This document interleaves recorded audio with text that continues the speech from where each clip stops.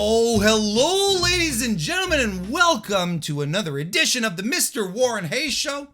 Mr. Warren Hayes here, talking to you right here about professional wrestling, as I do just about every week.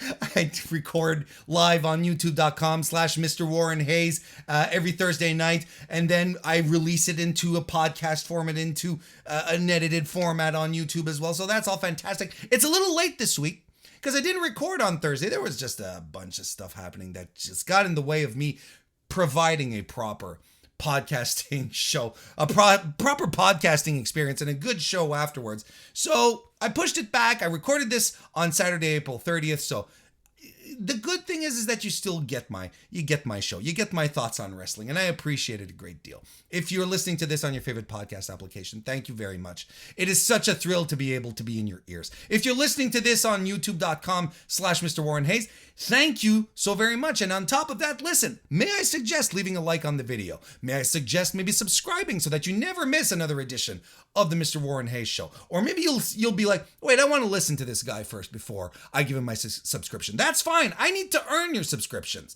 I'm okay with that. So, but doing so does help the channel, helps it grow quite a bit. And yes, I record live. There's a live chat when I do it. But you know what? If you're watching the VOD, if you're watching this later, you know what? Thank you. And leave a comment. I love to talk wrestling with people, with fans. I want to know what you guys think about the crazy world of pro wrestling. And there's a lot of stuff that happened this week. There were NXT people who were fired, and I'm going to be talking about that, and that were released, not just fired, released, people that are leaving NXT. I'm going to be talking about Dynamite, of course, right? Dynamite that happened with Scorpio Sky regaining the TNT title. You probably have some thoughts on that too. Leave a comment on anything. New Japan, there's shows coming up. There's shows that happen. Let's talk pro wrestling. Leave a comment. I promise I'll get back to you. We'll chat it up. I'm looking forward to talking with you. So do it. Drop a comment. I'm excited already at the prospect of it. But yeah, look, the Saturday show, there was a lot of ground to cover. It's a bit of a long one today, covering a lot of terrain. Like I said, going to be talking about the NXT releases. We're going to talk about the Athena, the former Ember Moon, her interview that she gave Chris Van Vliet. I'm going to talk about New Japan, Shingo Takagi winning the King of Pro Wrestling championship. I'm giving you your Wrestling Dontaku preview, though maybe at this point the show's already happened, but you'll still get the preview. And of course, the deep dive on AEW Dynamite, talking about, of course, Scorpio Sky becoming the TNT champion once again. Lots of stuff as per usual. Thank you very much for joining me. Don't forget to follow Bell to Bells over at belltobells.com, youtube.com/belltobells, and on Twitter at Bell to Bells as well. And don't forget to listen to my indie podcast that I do with Sean Taggart right here on the same place that you're listening or watching this video. Hot Shakes and Hand Dogs. We record it live every Tuesday, then available in all your on-demand formats. Look, there's just so much to do, so much to talk about. Let's go right ahead. Let's jump right in. Thank you very much for being here, folks. We can't just move on all willy-nilly like this. Of course not. That'd be silly. Warren Hayes has 52 nice things to say about Goldberg. Well, say what you want about Bill Goldberg, but he never needed good hair like Hook to get himself over. Warren Hayes has 52 nice things to say about Goldberg. All right, weekly wrestling inspection starts now.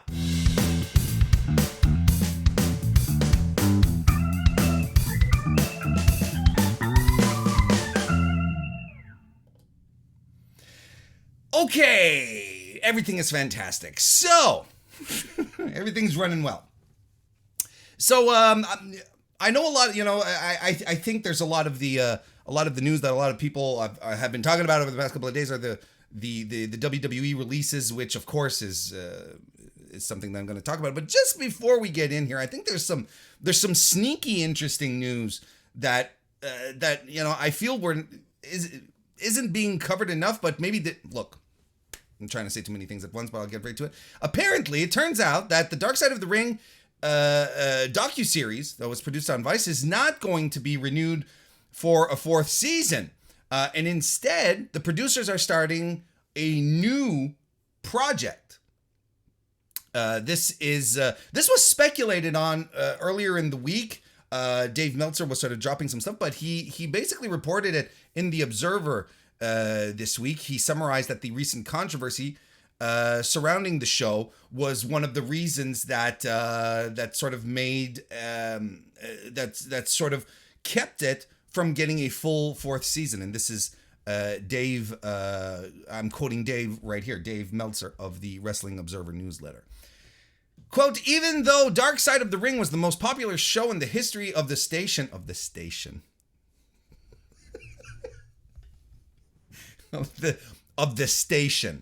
That's how you know. I'm just, look, give me a second here. I'm not laughing. Who calls it a television station anymore? Like, they're networks, right? No one calls it, because it's not a station. Like, a station used to be the actual place where the show was transmitted from. That was the station. Vice is not a television station, So I'm just laughing because, it shows his age, but I mean, I'm not any better. I still refer to, music albums as records, oh, they put out a new record. Anyway. Let me start. I'll start the quote back. Even though Dark Side of the Ring was the most popular show in the history of the station, it was not renewed for a 4th season. There was so much controversy coming off the plane ride from hell story. Because they were relying on the memories of people from 20 years ago, and there were multiple flights back from Europe where guys were drunk and out of control, but the famous one didn't have Vince McMahon or Linda McMahon on the flight, although people on that flight told them that they were. There were also complaints from Rod Van Dam, Dreamer, and Ross about how they were depicted in that episode to have been taken out of context. Ross had questioned appearing on the show going forward publicly, and we did hear Jim Ross earlier in the week saying, I probably wouldn't want to do this again because I was misrepresented in a couple of instances. So it feels like, it really does feel like, to use proper wrestling terminology, I guess, that Dark Side of the Ring, that the Dark Side of the Ring show was getting too much heat, and the guys were like, "Look, this probably isn't worth it," because the plane ride from hell episode specifically was damaging to Tommy Dreamer, right, who was suspended from his job at Impact for a while.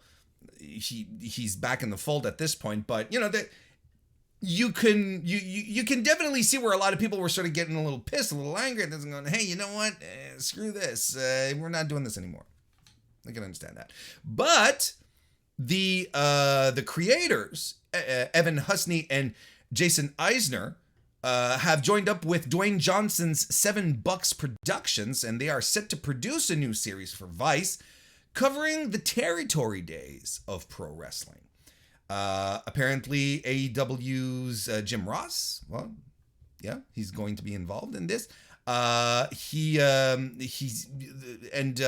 show itself is going to be the show is going to be covering, that's it, the territory days, which I think is a very, very good idea. Jim Ross actually talked about it on his Grilling JR podcast, and this was the quote that was pulled out of it here. Thank you to Wrestle Talk for this one. "I'm going to be doing some work with Rock's company coming up soon. We're going to go back and look at the territories. I'm not sure of the platform that it's going to be airing on. Well, since then we know it's Vice. But I was really happy to have the opportunity to participate. It will be a nice little gig. I think I'm going to be joined by Jake, the Snake Roberts, Michael Hayes, and Ted DiBiase. We're going to look at the Mid-South territory first, so that should be fun, which is fantastic. And if anything, And if any, and for some reason, hang on, but for some reason, this news got wobbled up that Dark Side of the Ring was going to be working with WWE. Like, I don't know. Like, as far as I know, The Rock's production company isn't directly affiliated with WWE, unless it is, and it's completely escaping me. Like, I don't know.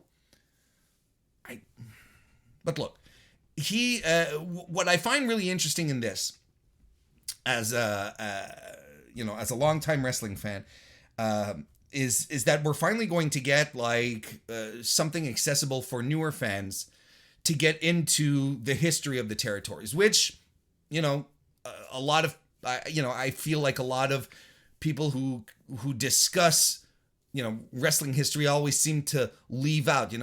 Wrestling history for a lot of people surrounds WWE, surrounds WCW, but going deeper before that, sort of to understand how important the territory system was, and more specifically how successful it was, because there's this vision that the territories were not good, were very, very poor business wise, didn't make money, which was completely false.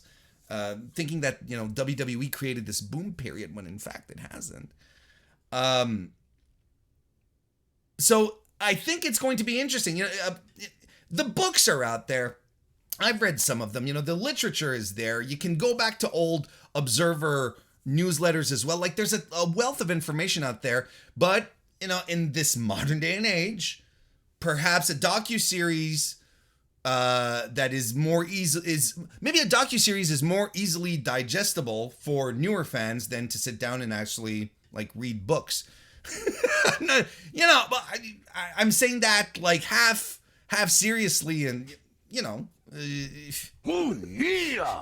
because there is a huge gap of information, of misinformation. People who think understand the history of the business, but I think this is going to fill in a lot of puzzle pieces for a lot of people. And if we start with Mid-South, that's going to be great. I wonder how far they're going to go. Are they going to go right into the moment where Vince Jr. started gobbling up the territories? Are we actually going to have an episode on that? Because that's really fascinating stuff on how Vince started picking off the territories and ultimately killing them, killing those who didn't follow in. It's a very, very, very interesting concept, and I'm very much looking forward to it. To a degree, maybe I'm a little more excited to see this than a new season of Dark Side of the Ring. And you know what? Here's the thing: Dark Side of the Ring has just not been renewed, right?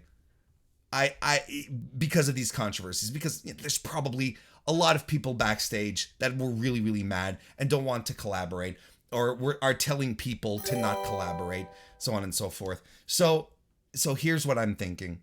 I'm thinking that in a couple of years, Dark Side of the Ring is going to come back, and we're going to have more deep dives into the more seedier aspects of pro wrestling again. But it's probably going to breathe for a couple of years. Are we going to talk about the releases? I think we should. Talking from wrestling, not wrestling, but programs that aren't being renewed, to wrestlers who are no longer under the employ of World Wrestling Entertainment, billion-dollar corporation. It was announced yesterday, Friday, April 29, that WWE had released 8 wrestlers, a manager, and a referee as part of some NXT roster cuts. Now, there's a couple of people here. Now, I talked about this a little bit on the member stream yesterday. So, for the members who are there might be some stuff here that you've heard me talk about yesterday. And you're like, oh, well, just hang on. I'll get to some fresh stuff. But we've got Raylan Devine, Mila Milani, Vish Kanya, and the referee being Blair Baldwin, her real name Paige Prinzivali, who've all been released. and as well as Draco Anthony, who was I think out of those four, who were all PC recruits, who weren't really on television, I think Draco Anthony was the only one who had previous experience as a wrestler. Like, he wrestled for Booker T's outfit, ROW, Reality of Wrestling. I think there's that, right? A lot of these we haven't really seen on TV. And as I was saying yesterday when I was talking about this, I think that this is going to be a reality that we're going to observe more and more in regards to the Performance Center and the recruits that they're doing, because as it stands, right, they're hiring a whole bunch of people with their new program. The new rules that allow corporations to sponsor college athletes, right, and bring them into their fold. Like, this is what WWE wants. They don't want the indie wrestlers anymore. They want to get football players, basketball players, gymnasts. They want to bring, quote, and amateur wrestlers as well, athletes, young collegiate athletes, into their fold to mold them into a WWE style product, right? Which is why, most of the black and gold era hirings were all done away with a few months ago. So I think we're going to see a lot of these people, a lot of these names just cycle in and out. And honestly, that makes sense. It makes sense. You bring them into your fold, you try them out, and you're like, you know what, this isn't going to work. And then you said, when it comes to, who was Raylan Devine? Who was Vish Kanya? Well, wasn't Vish Kanya? She was, I think she was the one who was, she was very tall, wasn't she? Oh, yeah. Powerful.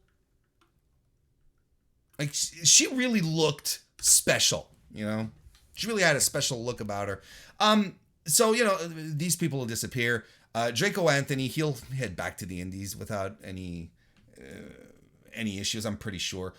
So we'll see what happens here. Now, this is where we start getting a little more, this is where things get a little more interesting. Persia Perota was released, which I think sucks. It sucks.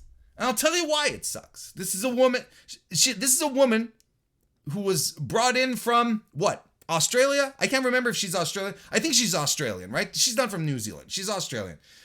Brought over just a couple of months, like in 2021, and she was like, come on in, move here, move to Orlando, we'll set you up. She gets set up, comes in, everything gets put together for her. She does the paperwork, gets the visas, and a few months later, after uprooting her life into another country, setting up into a whole other country, they're like, nah, we're good.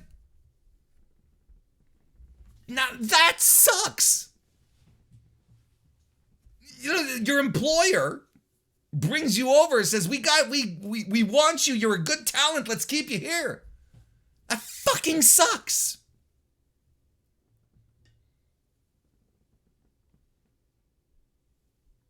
It really does. Dexter Lumis, Sam Shaw. What a shame. Look, I'm not surprised in the context of where 2.0 is going, as I like to call it these days. It's like, horny color run wrestling. Where would Dexter Lumis could fit in this? I don't know where, but he was extremely good at his character. He was very compelling, and I know as a character, like from a purely that standpoint, one of the most compelling things they had going, and they were able to have a little fun with it. He was a serial killer without ever being, clearly said, he's a serial killer. But they were able to tap into that. They were able to tap into, the absurdity of it with the whole Gargano thing when, suddenly Johnny became super protective of Indy Hartwell and, the whole wedding thing. Like they were able to, despite the character's extremely niche character work, right? They were able to make something interesting about it. Like it was fun. Oh, goddamn. Fun. I can't say, see, I've got Matt Ritter here, and, Matt and I, we oftentimes have disagreements as to whether, in regards to, to storytelling and character work and how important it should be in wrestling, right? But I'll tell you, Sam Shaw as a wrestler wouldn't have been half as interesting, and the Dexter Lumis character wouldn't have been even a quarter as interesting as it was if it hadn't been for that character work right there, which I thought was fantastic, which I thought was appealing, which I thought was fun, which I most importantly thought was different from anything else that was being presented, especially since the transition to Color Run Horny Wrestling 2.0. So that sucks. And you know what? Here's the thing. Sam Shaw is not... He's not a young man anymore. He is... See, he's 38, Prime candidate to be on the main roster in WWE, which is kind of wild that they didn't bring him up, because I feel like that type of character... that type of character was perfect for Maine. Why didn't they just bring him up? Perfect for the wide audience. He doesn't fit in NXT 2.0, I agree. Oh, he was old, Warren. Fuck off! Everyone working the main event is exactly in that age bracket. Older even. It's so strange to me.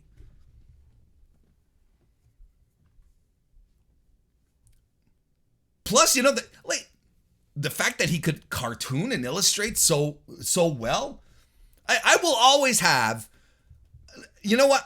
look, as much as you guys know, as I hate this kind of shit, just give me the wrestling, that's how I am. The Indy Hartwell, Dexter Lumis wedding is probably in my top 3 wrestling weddings of all time. I'd have to rewatch a whole bunch. Maybe we should do that for a member stream at some point. Just watch wrestling weddings and grade them. But it definitely, because it avoided the tropes. It still remained very wrestling-y, but, it was ultimately ended with a feel-good moment. And not just trash, And not Eric Bischoff unmasking himself or, any stupid bullshit like that. But I enjoyed it. I enjoyed Dexter Lumis's run. He hopefully, it's not even hopefully, he will land on his feet. There are other places for him to work, which is why I keep telling you guys that it's important to have a healthy wrestling ecosystem to support the bigger shows like WWE, like AEW. Do I think he should head to AEW? No, I don't. I think this is a guy who would have who could have a very healthy career back on Impact, which is where he spent a good portion of it. I think he'd fit right in. I think he'd fit into the NWA as well. Give him a couple of WrestleCon appearances, a couple of good big time indie shows. I'm sure. Look.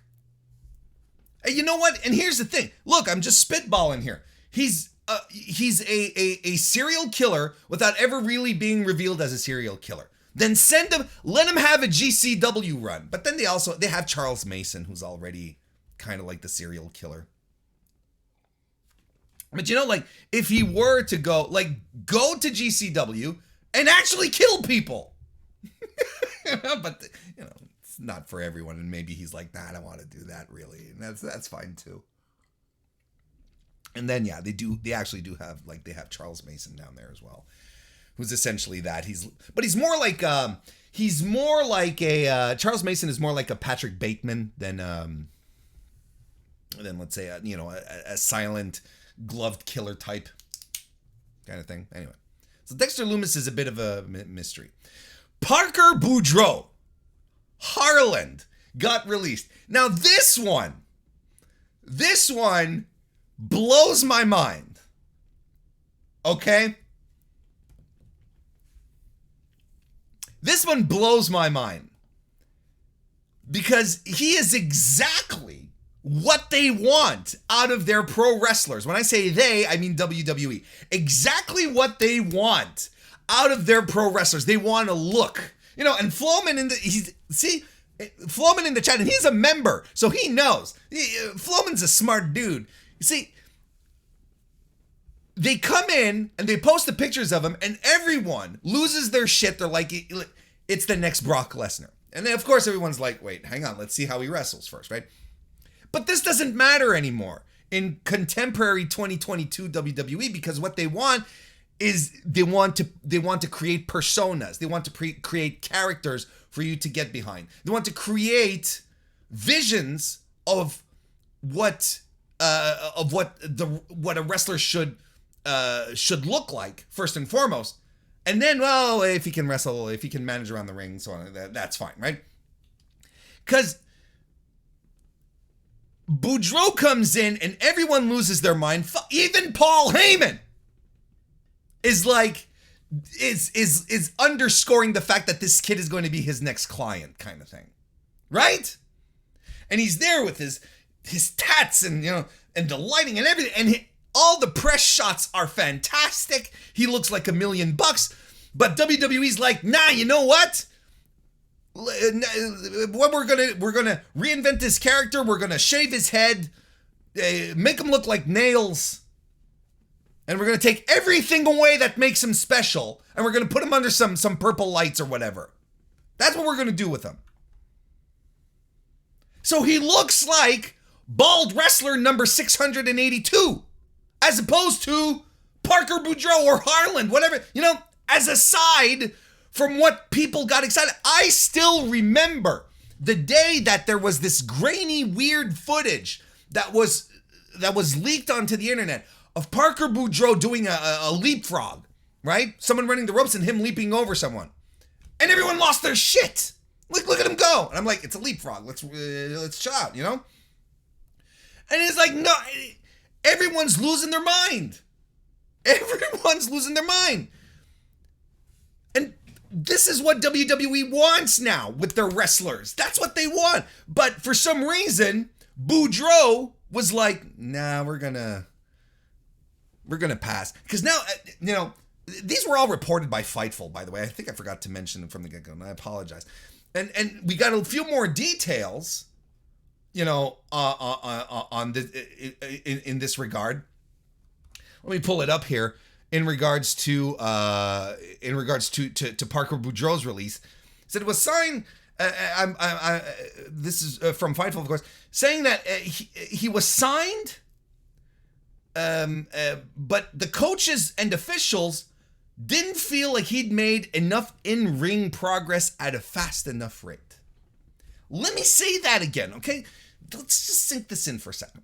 He was signed to WWE after a lot of hype, but coaches and officials didn't feel he'd made enough in-ring process at a fast enough rate. Okay? All right? In the meantime, though, they're putting Lash Legend on television when she is clearly not ready to do it. They're having her wrestle matches when she is not ready. Not even ready for prime time. Not ready to wrestle. This makes zero sense to me. I'm gonna talk about Lash Legend in a little bit. Trust me. I'm not quite done with this part of the story, but because and spoiler alert, I'm not here to shit on Lash Legend at all, because I don't think her being on television and taking part in some of the worst wrestling matches you can see on TV right now is her fault. Okay, That's the spoiler, but I'm going to talk about it a little more later. In regards to to Harland himself, or Parker Boudreaux, the kid has the look. He looks like a killer. This is what WWE wants. They want the look. They want the TikToks. They want the Instagrams. That's what they want. They want people to look at someone, and the wrestling becomes secondary, because otherwise they wouldn't be putting half of the people on TV that are on TV on NXT 2.0 right now if they were really, really, really worried about the quality of wrestling. Makes no sense. Absolutely no sense. Now we're getting into a couple of other releases here. We've got, who else? Malcolm Bivens, Stokely Hathaway. It was released. Hey, this is the thing, right? This is the thing that none of us really understand. This is something that I never understood from the get-go. Why WWE would, a promotion that dislikes managers, that absolutely dislikes managers, why would they suddenly go ahead and be like, let's bring the best mouthpiece out there in pro wrestling, outside perhaps of Paul Heyman?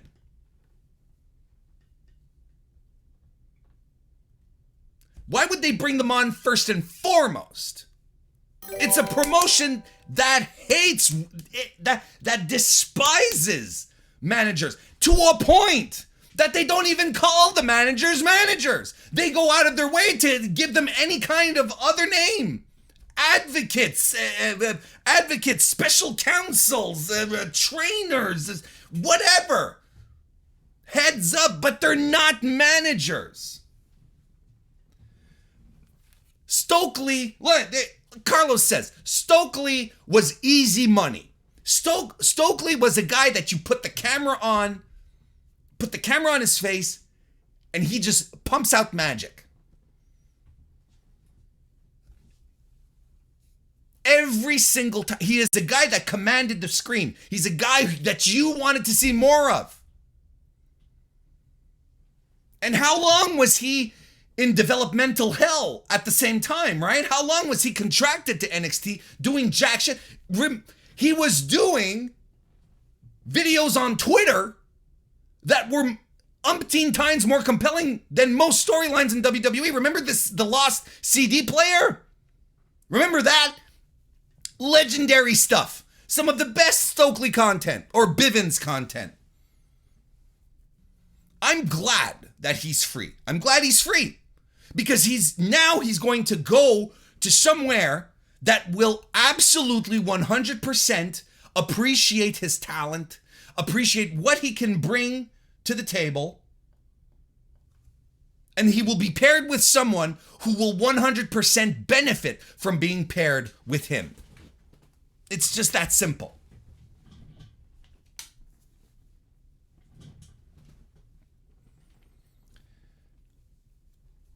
He's going to be fine. Now, he wasn't technically released. He chose not to renew. He was, he was presented with an agreement in February, and he was like, no, I'm good. He saw how the wind was blowing. He's no dummy. He sees what happens in 2.0, and he's like, nah, I'm hitting the bricks. Eject. And then Dakota Kai.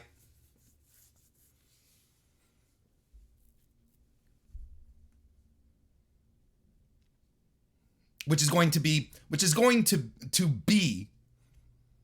official.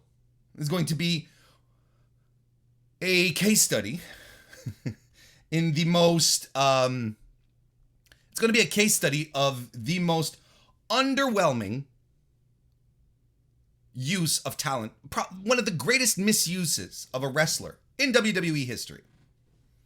Dakota Kai, a woman who was done everything the company asked of her, from top to bottom, team player you could tell, wanted to get her shot, wanted to get her opportunity, and the company failed her.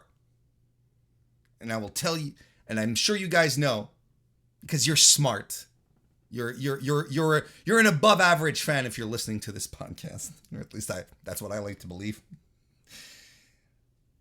She is absolutely. She absolutely, the company absolutely dropped the ball on her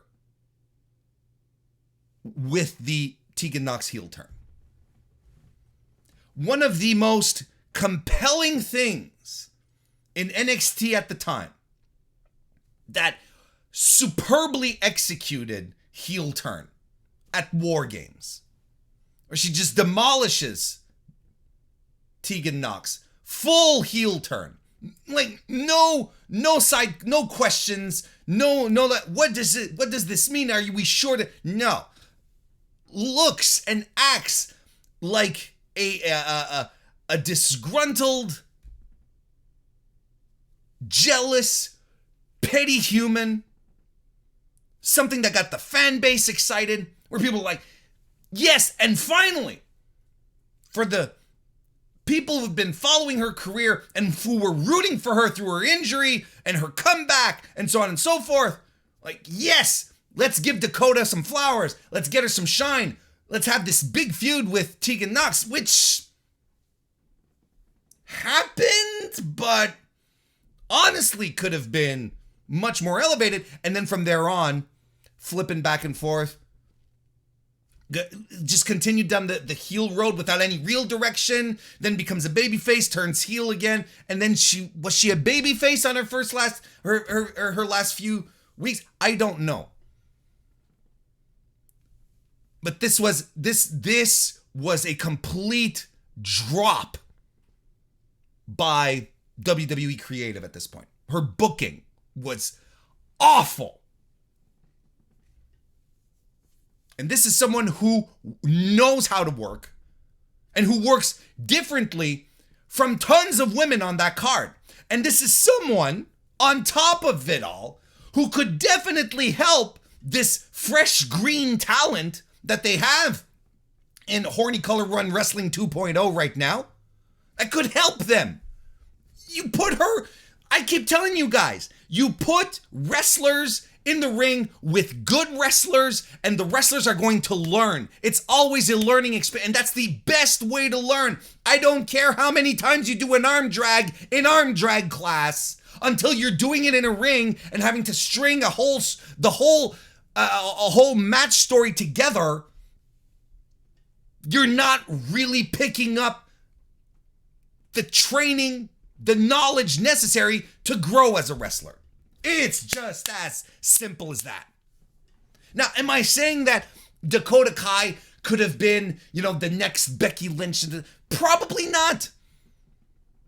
But she was a fan favorite. I am convinced she did not hit her ceiling. Convinced she did not hit her ceiling in NXT. And when we point to wrestlers that WWE failed, she's going to be on that list. 100%.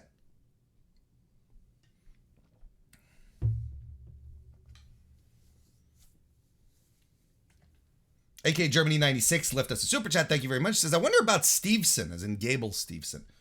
Well, AK Germany didn't leave a super chat, but he used his membership message, his highlighted membership message to leave us a little comment here. Member for 12 months, for a year now. Thank you very much, AK Germany. I appreciate all of that. He says, I wonder about Gable Steveson. They bet the farm on him. That's a very good point.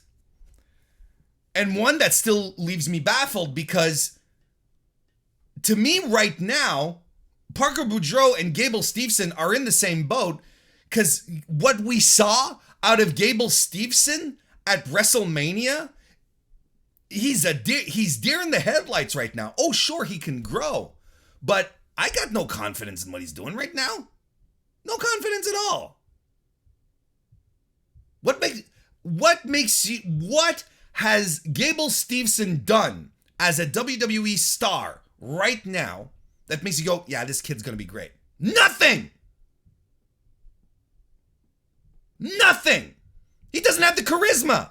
He doesn't know how to work a crowd. And they're putting him right up on Raw. You know what? They're just capitalizing on the fact that he's a star wrestler, a star collegiate wrestler, to sort of up their profile as a real sports organization, quote unquote. That's what they're doing right now. I don't see what they're going to do with him.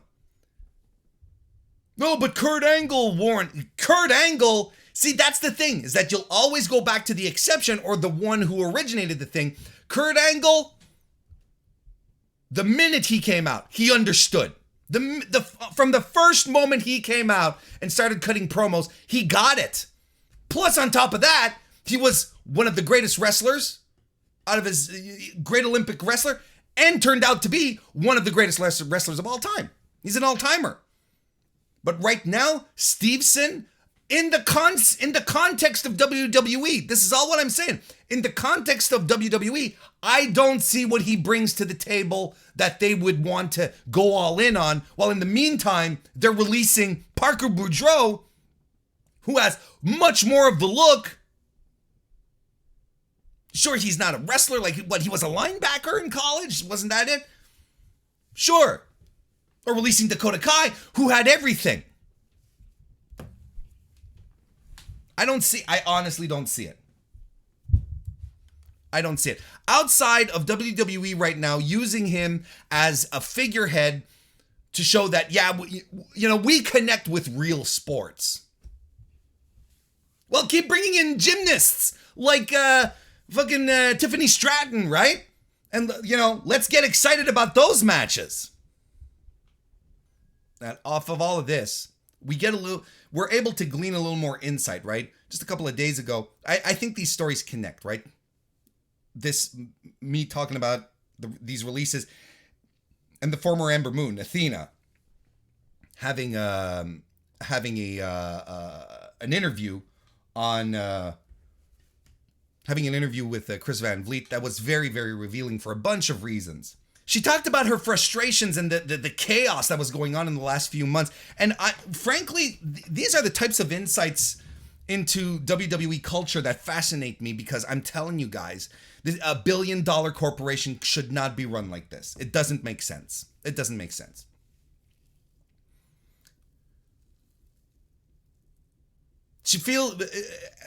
Athena talked about how the whole chaos and the sliding away of her career in WWE started when Shotzi Blackheart was called up to Maine.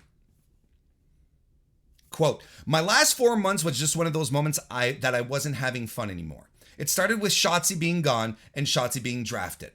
I was sitting at home and I just got a phone call saying, hey, we don't want you to be upset, but Shotzi got moved to SmackDown and she's debuting with Tegan Nox as a tag team.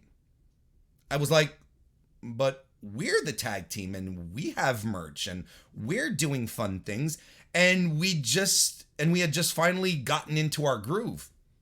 Which is observations everyone had.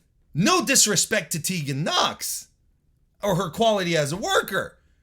But what Athena's saying here is something that anyone who was a fan, who was following what was going on, was like, none of this makes sense because of all these reasons. Same reasons. So I'm with her. And she mentioned that, Triple H said that he wasn't sure what was going on. It's sort of, he's like, look, I don't know. It's above me, so on and so forth. But basically the decision was made here that she was going to turn heel.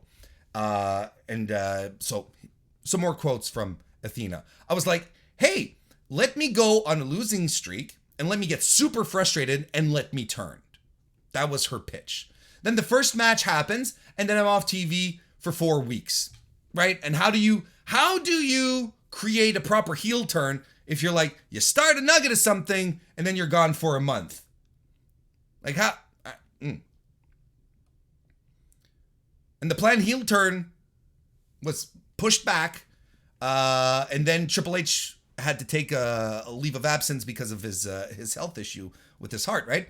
So she continues, quote, "Then Hunter disappeared. I was supposed to do a match with Saray and ended up And I ended up getting a rash on my arm. I had an allergic reaction to something that they thought was something else. So they pulled me from the match. Then she was supposed to have a match on 205 Live against Cora Jade. This is another quote of hers. They go, you're turning into this match. You're turning, excuse me. Let me start over. Here's the quote. They go, you're turning in this match, but we want to make it subtle. So they kind of turn to me. So they kind of turn me, but they don't. There was a lot of confusion on what was supposed to happen. I was like, I don't know if I turned heel or not. Then I'm off TV for 3 weeks and I have the match with Mandy and they're like, we're finally pulling the trigger on this. I get a note that week saying, hey, in 2 weeks, we need you to dye your hair fire colored again. We need you to get the red contacts. You're going back to the old Ember Moon character. This is per Vince McMahon, of course. You're going to turn heel, but you're going to turn heel as your old character. And she's like, okay, cool. 2 weeks later, Athena had done like a pre-tape, and then she was told she would not go back to TV. This is her quote. I get the video ready. I'm ready to show everyone after TVs, and they're like, hey, we have some bad news. Vince is pulling you off TV indefinitely. I kind of sat there and was like, what did I do wrong? Right? And then she starts getting emotional because, look, we're being honest with each other, right? Nothing here makes sense. Nothing makes sense. It's a heel turn. Ultimately, they're like, oh, well, no, Vince decided that you're getting pulled off TV. So she continues, and this is where she started getting a little emotional in the interview. And she says, and I quote, and I just remember sitting there and I was like, I've done everything you guys asked me, and I've done it over and beyond. I've branched out. I'm sorry. I'm getting emotional about it. I'm trying not to, but I understand, like, this is the dream job, especially as a wrestling fan, like lifelong wrestling fan.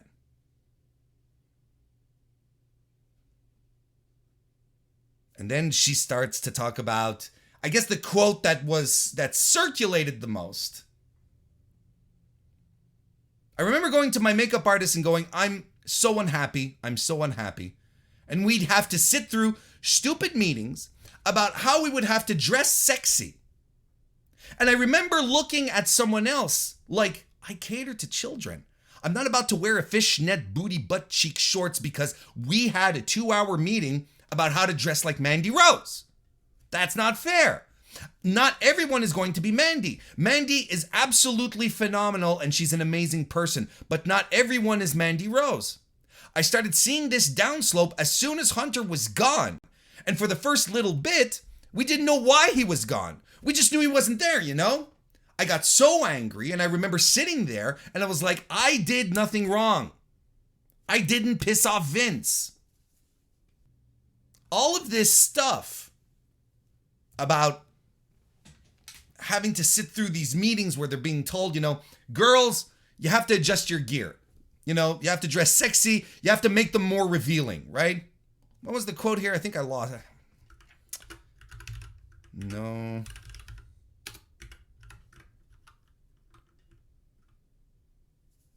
Yeah, here it is. This is the quote here. Like, I see where this is going between booty butt cheek shorts, between the booty butt cheek shorts meeting and them telling girls to alter their gear to make it more revealing. And people were very uncomfortable with that and were like, nope, this is not what they want. You got to do it. Nope, this is what they want. You got to do it. It didn't matter how that person felt.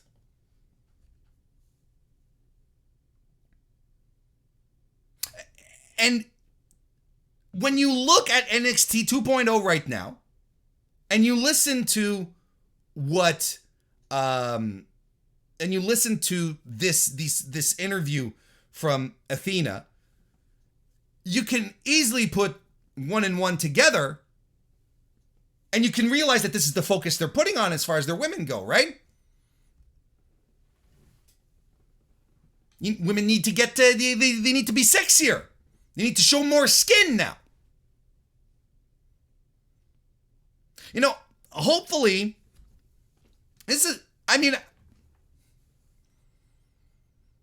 I'm hoping that everyone who, crusades on the treatment of women back in the Attitude Era and in the 2000s, and how poorly the women were treated back then and how they were objectified and so on and so forth. I hope that those same people are not the same sitting around looking at NXT 2.0 and losing their shit because Nikita Lyons is sitting on someone's face as a pin, or, drooling over Toxic Attraction.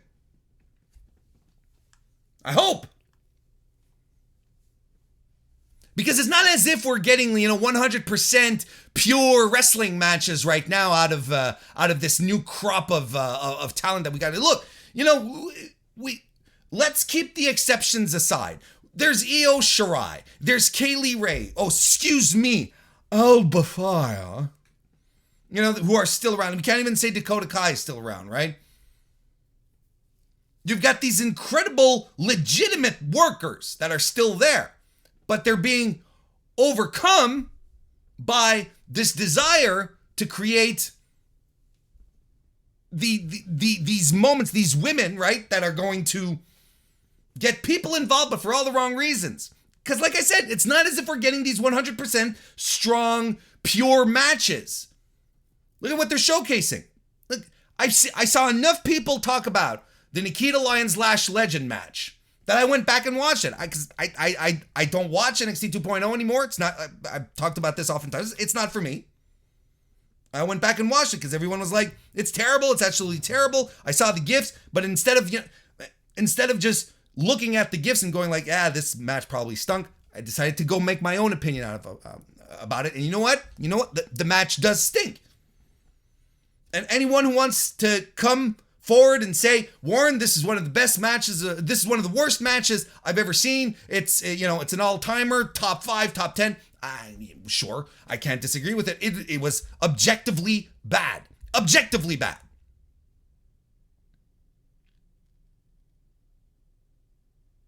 But as I mentioned in my spoiler previously, I'm not, I can't blame, I can't blame Nikita Lyons or Lash Legend, either of them, for being thrown out there. And I think I touched on this a couple of weeks ago. They're being thrown out there with 12 to 15 matches under their belt, expecting that just because they were able to do, just because they were able to successfully complete arm drag class at the PC, that they're suddenly capable of stringing a match together. And God knows that's not how it works. It's never worked like that. If there was a house show circuit, that's where you'd have these women get their reps on, right? It's a very, very unfair and unjust situation that they're being thrown into, quite frankly. Lash Legend, look, Nikita Lyons, she has had some training. She's been in Women of Wrestling, right? She was the Lioness, whatever. I don't, like, she's not the next coming of Aja Kong. She's not the next Minami Toyota, but she can manage, right? Like, you can tell that she still has room to grow, but she's fine. There's something there. Lash Legend, I don't think she's made for wrestling. I don't think she has the naturals. I don't think she has the finesse. She doesn't have the feeling for it. You can tell she's going through motions. It's like when you're looking at someone do a choreography with 3 other really great dancers, and the 4th person is like going through the motions because that's what he was taught, but you can clearly see that he doesn't know what he's doing, that he doesn't have the same finesse, doesn't have the same flow. This is Lash Legend. But what they're interested in doing, when I say they, I mean WWE, what they are interested in doing is creating visions of what a pro wrestler is, and that's it. On the post show, not on the post show, but on the members only stream last night, DGMC brought up a point. He talked about they're going down the TikTok venue, and he's not wrong. the younger audiences, people like kids, my own kids, and they're on their phones, they look at TikToks and they're like, what, 30 seconds, a minute, and you move on to something else. You see someone doing something, you go, ha ha, and you move on to something else.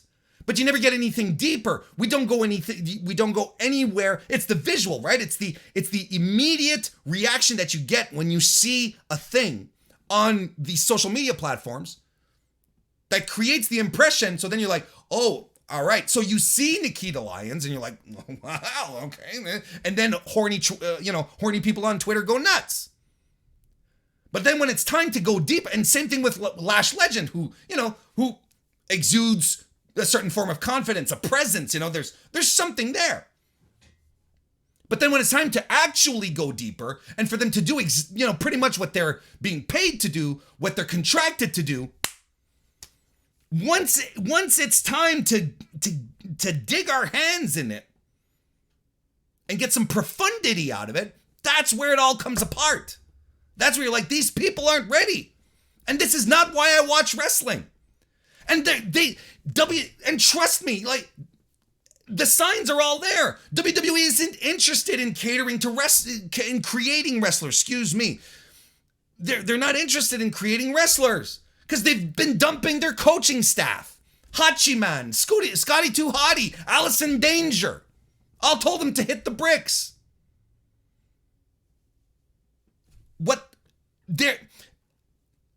WWE caters to a fan base that is tuning in to get an impression of what this wrestler is. Wow, she's so X, he's so Y, But the minute you go deeper, there is no long-term worth. You're like, well, but then otherwise, why do you watch WWE? If the wrestling stinks, but you still tune in to watch these people, why are you watching this at all? I've said this before, WWE wants to tell stories, but the stupid wrestling is getting in the way all the time. Well, this is it here again. This is what it is again.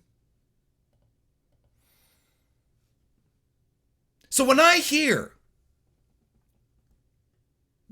talk about, like, when I see Twitter going nuts like this, when they see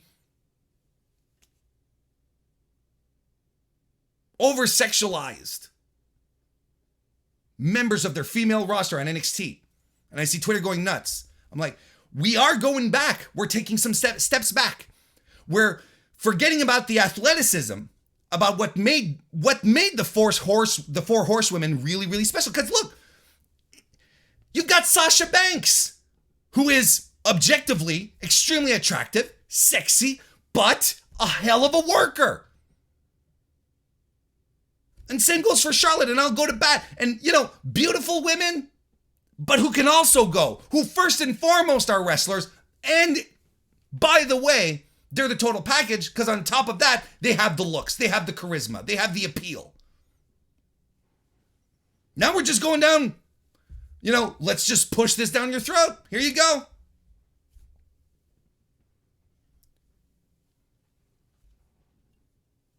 We're regressing. We're going back.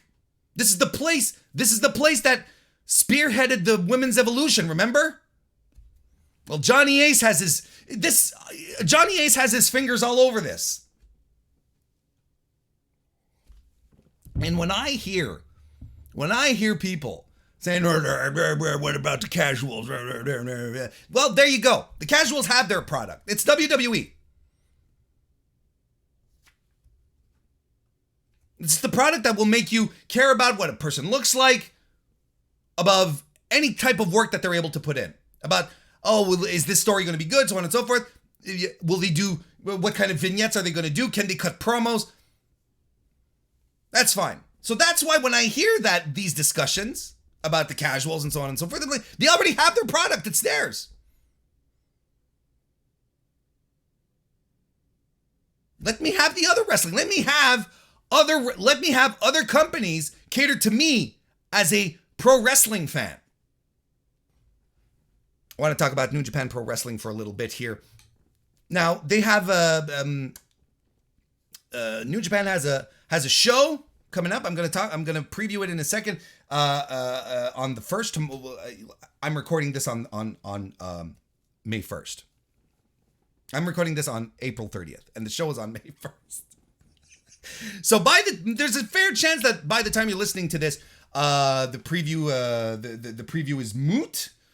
But I am going to talk about it. But they announced that we're going to have the Best of Super Juniors that's going to be happening in May. So that's upcoming. They haven't announced the brackets yet, unless they've done it as I'm recording right now. They haven't announced the brackets. They haven't said how many people are in the tournament, so on and so forth.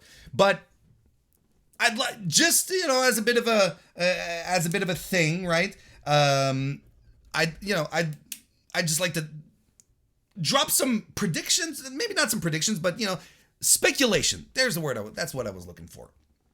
For instance, look, we don't know how many brackets are going to be, but to have an interesting tournament, I think at the very least, you need 16 people at the very least.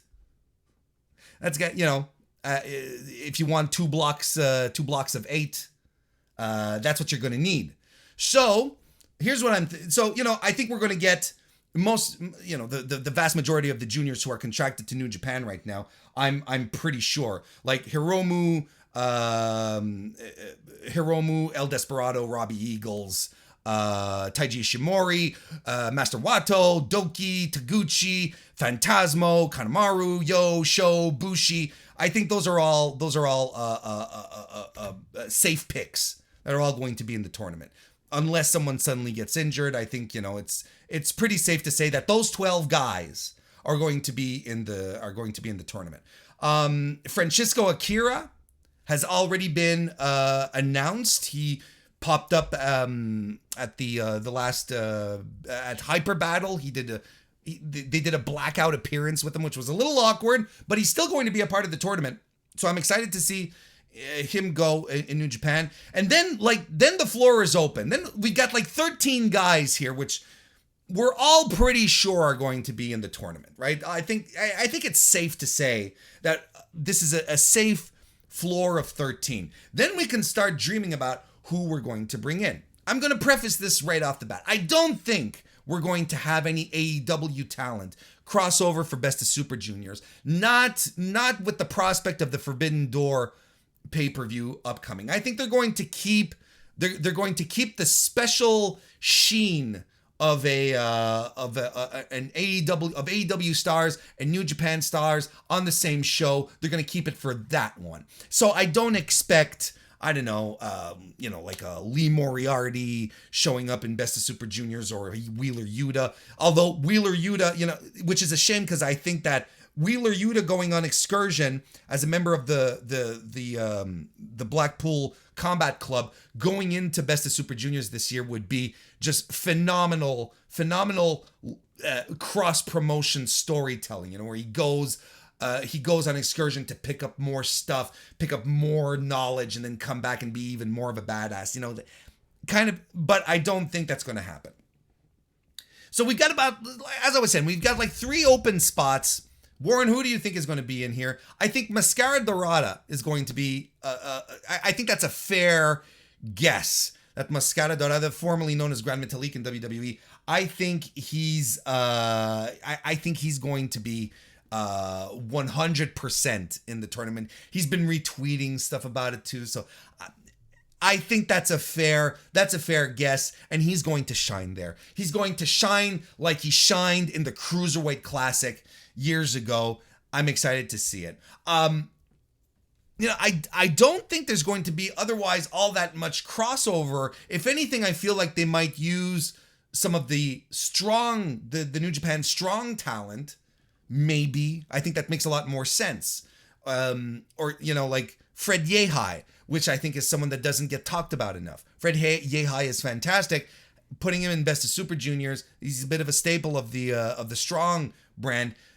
You bring him over, I think that's something that would be extremely good for his own elevation, right? For the positioning that he has.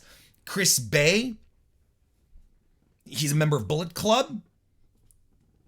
I think that would be interesting as well, unless they want to keep him around again for the Forbidden Door stuff since he's an Impact, and there's all these synergies, all these Bullet Club synergies going around.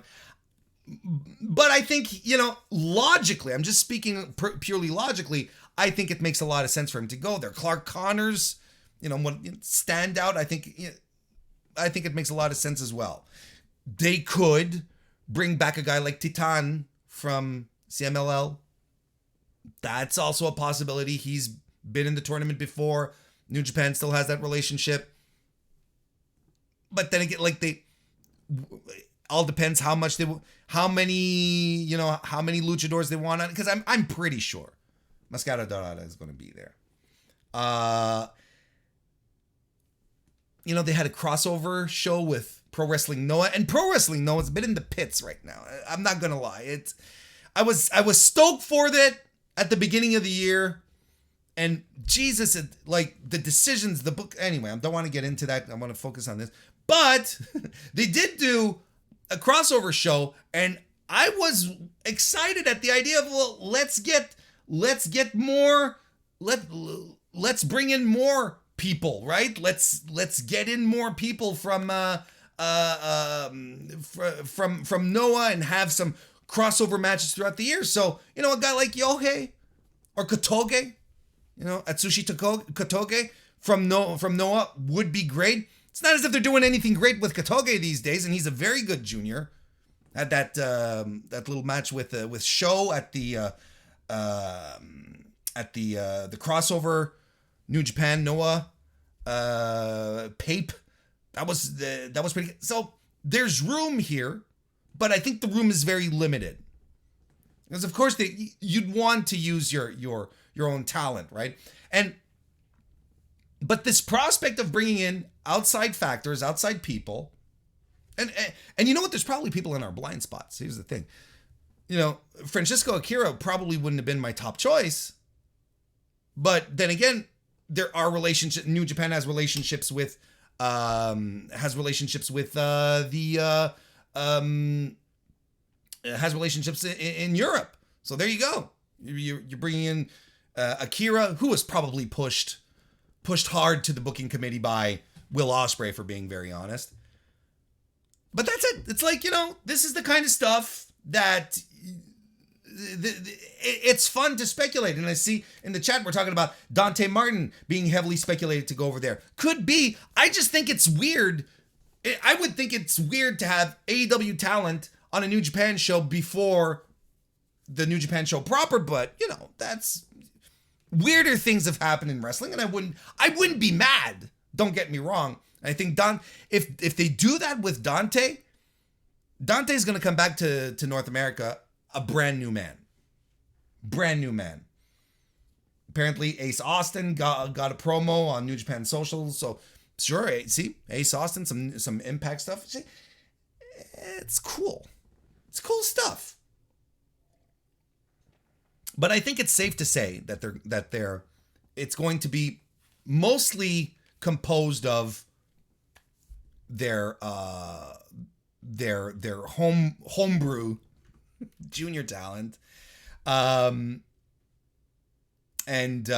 Francisco Akira, like I said, outside factor being confirmed. Mascara Dorada is the running favorite to be the top gaijin in there. That leaves a room for a couple. So it's not going to be like a big thing where it's going to be like top to bottom international stars. But I'm excited. Like I said, it's not. I'd think it'd be weird if AEW people end up there. But honestly, I wouldn't be mad. It's not that big a deal. As long as it's good people who are there, that's ultimately all that matters. Shingo Takagi is the King of Pro Wrestling champion, if you want to believe that. The trophy that was basically made for Yano, right? Toru Yano. Now, former IWGP World Heavyweight Champion Shingo Takagi is the King of Pro Wrestling. He's the trophy owner. He had a match on April 25th during the Golden Fight series on that tour, main evented the show against then champion Taichi in a 30 count total match, which I don't remember ever really watching. I don't even know like if this has probably happened in the past. But essentially the stipulation was you get pinfalls. Every time you cover someone, it counts as, every time the referee counts one, it counts to your point total. And the first wrestler to 30 won. And I'm like, and you know what? Putting two guys like Taichi, who has been doing phenomenal work, and Shingo, who is, well, greatest wrestler alive. I love Shingo. What are you going to do? You put these two guys in that context, and it's like, go guys, deliver. This delivered. And you know, it was so much fun to watch because it was a whole different level of drama, a whole different level of storytelling in this match here to get us to the score, right? As opposed to, not I quit matches. What's the one not an I quit match, a last man standing match, where it's always like you have to make it up before 10. Now, and they had the scoreboards. New Japan had the scoreboards up. I thought it was really funny. Like, as an aside, Kevin Kelly was clearly not told that there would be scoreboards provided with him, because he was like, he was there at first and he didn't have Chris Charlton. This was a solo gig for him. And he was like, I have my pen and paper here and I'm going to have to do the ticks. Clearly he's like, okay, I'm going to have to keep count. Hopefully I don't fuck, he's basically telling us, he says I have to do my plot, my maths, and maybe not really good. And he was basically telling us, look guys, if I fuck up, it's because I'm doing this manually. But clearly he wasn't briefed that he'd have like the on-screen countdowns. And this is what's great is, the match starts and the match starts, the feeling out, so on and so forth. And then, Taichi starts scoring the first couple of pins. And then you start seeing the scoreboard go up. And then it starts to sink in as you're watching it. You're like, oh, okay. Now you get into the same level as the wrestlers where you're like, all right, so everything counts. Even if you kick out at 1, that could spell disaster. Even if he gets a 1 count on you, and there was, if I remember correctly, even the first pin attempt, was kicked out of before Red Shoes counted the 1. So it's like, there was that expedition that was set up, and then you get the leads, right? Taichi basically dominated the match. He had 9-3 lead early on. He hits a fantastic Gamangiri at some point. He's up at 11-9 after Shingo does a Noshigami. Both guys do backdrop superplexes. Taichi is the first to reach the halfway point to 15. And then you sort of feel, then everything sort of starts to get more serious and build up, and you can tell by how the wrestlers are going at it. It's like, okay, we're at the halfway mark. Taichi wants to extend the gap. Shingo is starting to feel the pressure, right? Taichi hits a Black Mephisto, which is his finisher, right? But he can't get the full pin. He sort of drags himself. He gets a 6 count, so he gets 6 points off of there. He's leading 23-13. Then Shingo mounts a comeback with lariats and a Last of the Dragon that gets a 4 count on Taichi. We're up to 23-22 Taichi. A couple of more moves. The Gedo clutch by Taichi gets 5. We're up to 28-23. Shingo gets a 1 count after a lariat. Pumping Bomber by Taichi brings him up to 29. He gets a 1 count on Shingo. We're up to 29-24, but Shingo hits the Last of the Dragon for 6 points, jets up to 30, gets the win. Razor win. I thought this match was tons of fun, and I am excited to see this happen again.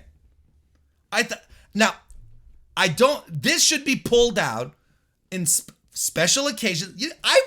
I would even be absolutely okay to have the Never title be defended under these rules at some point. Maybe not the IWGP World title. That's a whole other. But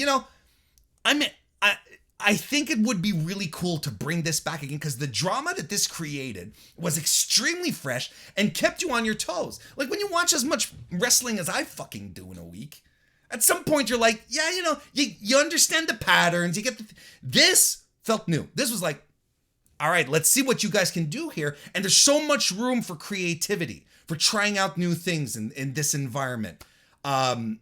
Like clearly you can fall easily into patterns, right? Like easily the pattern here of babyface having this huge trailing behind the heel kind of thing. Of course, like that's clearly the trope that you can develop, but there's also so much room for so much more. I love this match. Like you guys should go check this out. You need, of course, your New Japan World account to do so. April 25th, Shingo versus Taichi. I could highly recommend it just because it's so fresh. But I am convinced we are going to start seeing a lot more of these on the indies. I am convinced that there's indie guys and gals right now who watch that match and are like, hey, we can do this. Wrestling Dontaku, as I was mentioning, is the next big card. It's happening on May 1st. So as we're recording this, it's going to happen in the middle of the night between April and May right now for us in North America and wherever else, whatever time zone you weirdos live in. We've got just a quick preview here. Shingo, Takagi, Bushi, and a secret member, an X here, an unknown quantity in a trios match versus the Dangerous Tekkers, Zack Sabre Jr. and Taichi, and Taka Michinoku. So it's LIJ versus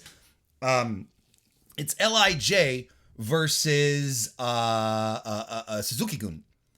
Now I've heard people speculating that apparently Kushida wants to come back to New Japan, but not as a junior, and apparently would like to kind of be in LIJ. Would this be the big reveal? I don't know, because I've also read reports that he's not free to come back until June. And don't forget, like, Kushida is he's another guy who uprooted himself from Japan and moved to Orlando, right? Like his family's here and everything. But there's a potential surprise here for the opening match. And I mean, it could be it could be a bunch of things, right? I don't know. I think there's a lot of wishful thinking with Kushida. Because does Kushida fit in the LIJ mold? Because the LIJ has, they're all, they all have this this energy about them. They're all, I don't want to use the term anarchists, but it's like they're ungovernable, right? They're, I think the best energy to represent them is rudo, right? The rudo energy from luchadors, right? That's where it's all rooted in from. That's, Naito's vision. Kushida doesn't have that energy for me. I don't know. I've heard a bunch of stuff. I'm not even going to speculate even further. I'm going to allow myself to be surprised here. Next we have another match of Hiromu Takahashi versus Yo, clearly to start heating both these guys up for the Best of Super Juniors. This should be a lot of fun. Hiromu's great. Yo's fantastic. Tangaloa versus Yujiro Takahashi has the potential to be good because I think Tangaloa knows that he still has a lot to. I think he has a lot to prove. He had a great G1. I think it continues here. Then we have the IWGP Junior Heavyweight Tag Team titles that are going to be on the line. Taguchi and Master Wato defending against Kanemaru and Duki. I don't care. IWGP Tag Team Championship match. Then a triple threat, which is weird. Champions Jeff Cobb and Great Khan versus Yoshihashi and Goto. And the team, the Bullet Club team of Bad Luck Fale and Chase Owens. I don't know why. Look, no, that's not true. I know why Fale and Owens were thrown into this. It's so that we don't immediately get the rematch between Cobb and Khan versus the Chaos guys, right? That's obviously it. Chase Owens takes the pin, I guess. I don't know. Look, there's no way, if anything, there's no way Cobb and Khan are losing the titles at this point. There is no way in hell that they are going to lose here. Great O'Khan is still being positioned to be a top guy. Jeff Cobb is still going to continue to run roughshod on the division in New Japan. Fantastic stuff, right? I don't see them losing any way, shape, or form.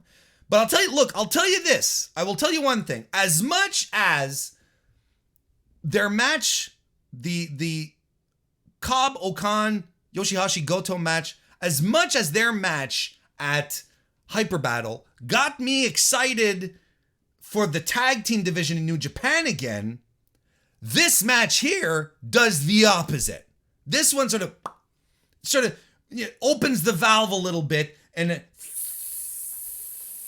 releases a bit of that hot air that was building up in that really cool, nitrous oxide that was going for me. I shouldn't have said that. I don't do that kind of stuff. I promise.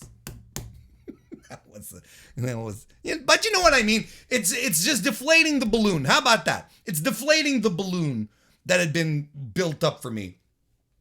Just a little bit. So hopefully, this isn't a new thing. Fingers crossed. Want to say hello to Certified Wrestling Podcast, who's in the chat. Nice to see you and welcome. Then we get a Never Openweight Championship match. Tama Tonga is going to be challenging Evil. Now, here's the thing. Why am I excited for Evil matches now? Why is this?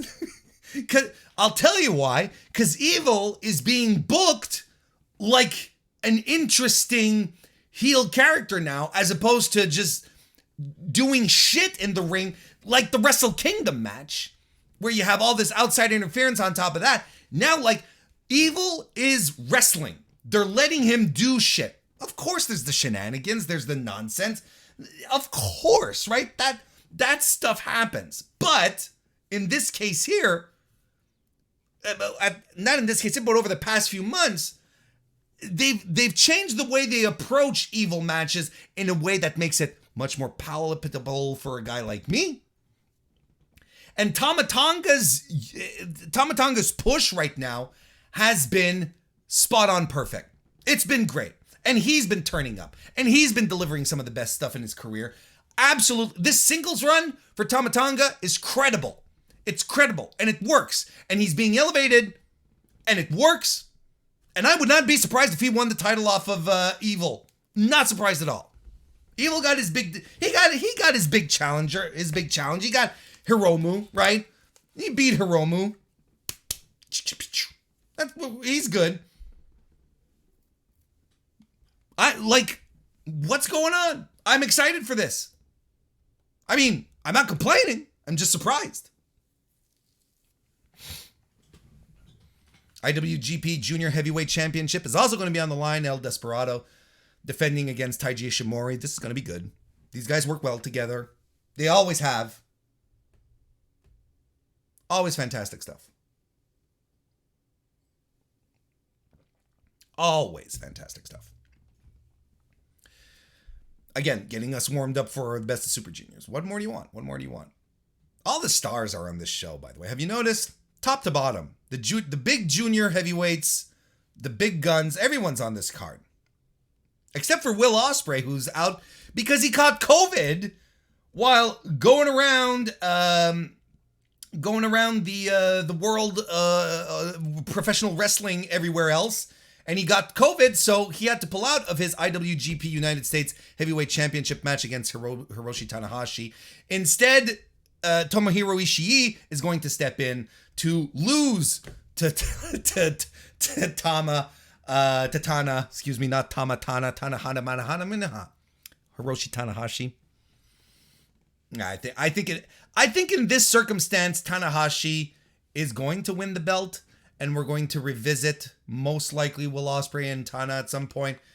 Because I really think I really thought Will Ospreay was going to win. I really, really did think he was going to win. But I think at this point, I'm going to put it on Tanahashi, and it's going to move forward. It's going to move forward with him being the IWGP champ. And you know what? What's cool here is that Will Ospreay gets a little more ammunition for this angle that he's running. Like the New Japan refs are screwing him out of all of his victories. It happened at Windy City Riot against John Moxley as well. So now it's like, and I'm being, now nature is against me. Like, karma is against me, essentially. By the way, if you talking about match recommendations, this is a bit of an aside here. Go out of your way to watch Blake Christian versus Will Ospreay from Warrior Wrestling 21. One of the best matches of the year. It's a match of the year contender. And you guys like good wrestling. You love to watch good, intense, fun, athletic, dramatic professional wrestling. You've got everything in there. Will Ospreay, one of the best wrestlers in the world right now, and Blake Christian solidifying that position, right? Just finding his groove, becoming something else. Just fantastic stuff. Go check it out. That's absolutely a high-level recommendation from that's absolutely a high-level recommendation from me. You will not be disappointed. I want to say hello to Mr. Minoan, who's joining us in the chat. Nice to see you, and thank you for the beautiful compliments on my attire, my Bob Ross cap, my Stu Grayson tee. I appreciate it. And look, Tanahashi and Ishii. Here's the thing. Tanahashi and Ishii is not a matchup that has happened very often in New Japan. So with that not necessarily being the freshest match, it is one that we haven't seen a lot of. So looking forward to this. Ishii always delivers on the big time matches. This is going to be good. And the World Heavyweight Championship, the IWGP World Heavyweight Championship, will be defended. Kazuchika Okada, current champion against Tetsuya Naito. Yes, it's the match we saw a couple of months ago at the New Japan. We saw it at the New Japan Cup. It's not, and how many times have we seen an Okada Naito match in the history of New Japan? Look, can't blame them though. The situation here is, if you recall, we had talked about this during my coverage of the New Japan Cup. Originally, Kota Ibushi was the guy who was supposed to win the New Japan Cup and then challenge Okada at Hyper Battle so that we could get Naito and Okada for this show here, which is a dome show after all. Which is more big time, but things got screwed up, so on and so forth. Look, and things happen, right? Things happen. Like Kota Ibushi not being cleared, not being medically cleared, right? So this is fantastic stuff.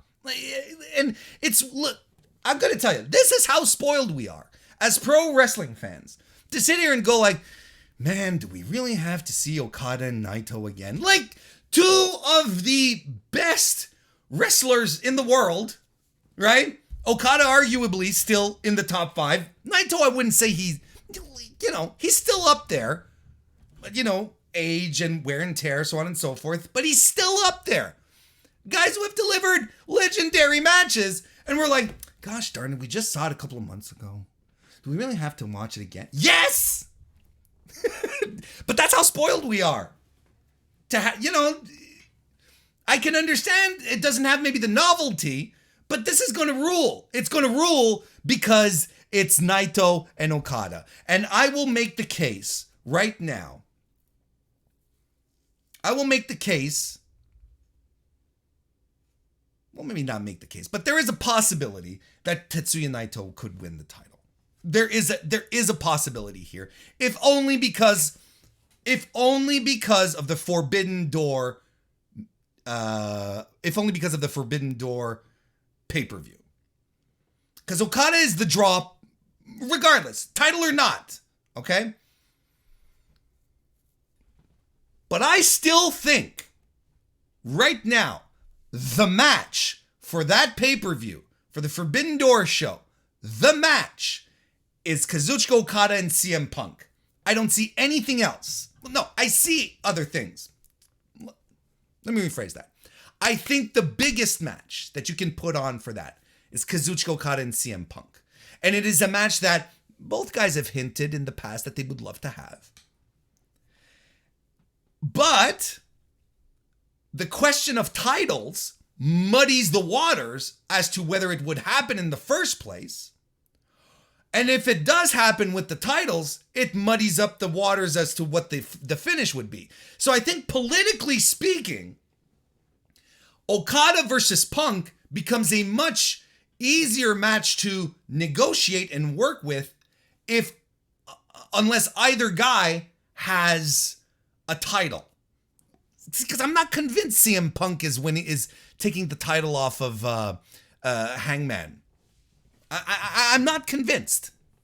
Not yet, anyway. I don't see the signs.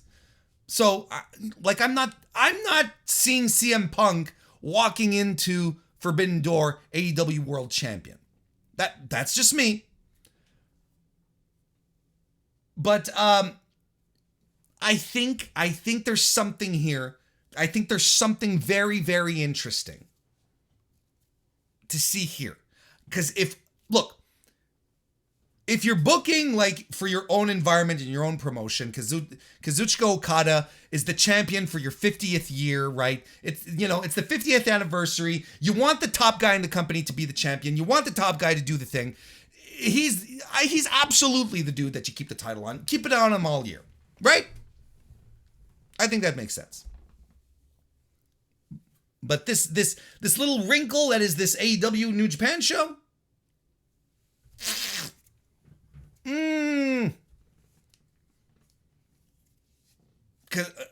Because I mean it.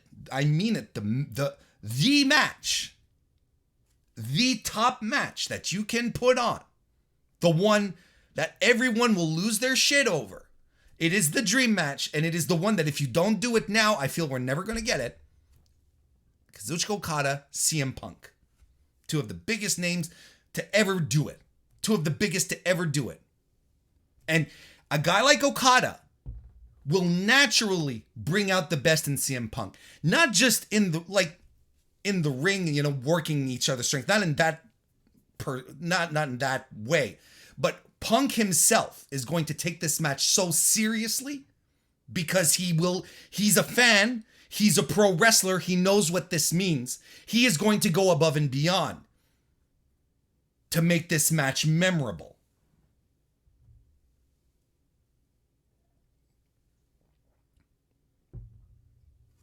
So there we go. So that's going. So while my gut says Okada retains, there's still a part of me that says a Naito win is not impossible. And that will probably be a very good indicator as to what they're heading towards in for the Forbidden Door show. Evan Wright in the chat says he sent me an Ishii quote. An Ishii media quote. He says that it got him excited. Let me read it. This is Ishii here. Commenting on his sudden opportunity to face Hiroshi Tanahashi, right? Ishii remarked, quote, "I've only wrestled for that belt," the IWGP United States title, of course. "I've only wrestled for that belt one other time 5 years ago. That just happened to be the same year I wrestled Tanahashi one-on-one last. Now the title gets vacated, a match gets made, that match gets changed, and here I am. Now, is it all coincidence, or was it inevitable all along? I don't know, but I'm going to say it was the latter. Over the last 5 years, I might not have been against it might not have been against Tanahashi, and it might not have been for that belt. My name might not have been on the goddamn card. But I've been fighting with all seriousness, and all for this match tomorrow. Me and Tanahashi, with this timing, in this situation, well, you couldn't have asked for a better reunion. Yes, this is a title match, but there's a lot more that I'll be carrying with me up here as I get into the ring.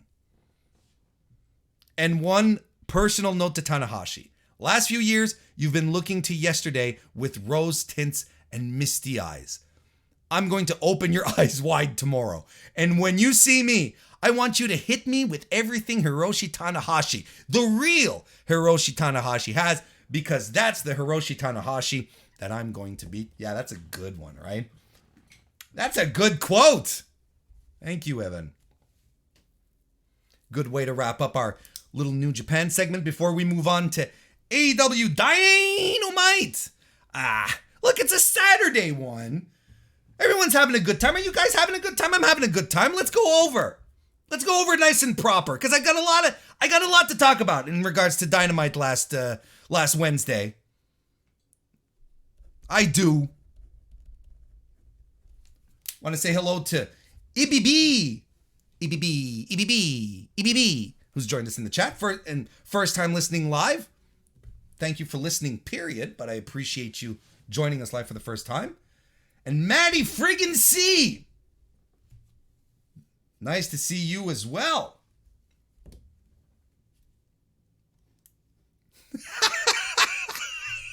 Kristen says, "Thank God I'm not done cleaning the office." Look, here's a little behind the scenes, a little inside baseball.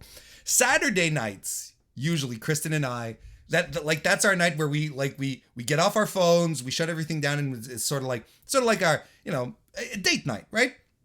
Where we just spend some quality time without any distractions, and it's just her and I, and she told me, well, while you do your show today, I'm going to clean my office listening to you in the background.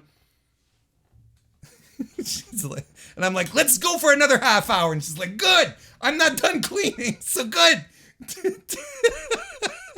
Date night will not be delayed. Or it's going as planned. Whatever.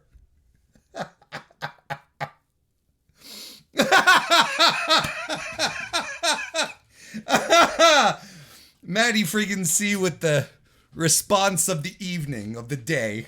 I'm sure it's cleaner than Meltzer's.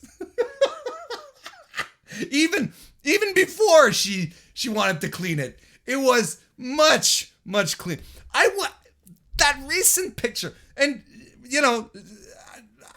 shout out to Dave Meltzer. I don't want to, this isn't mean or anything, but that picture that they had recently of Meltzer, right? A recent picture of him in his office, and you see all the paper sprawled all over the floor, and the stacks of paper and boxes, that are tipping over on tables and so on and so forth. And he's sitting there. I think he has a microphone, right? It's like he's doing a live thing. I don't know. I don't remember.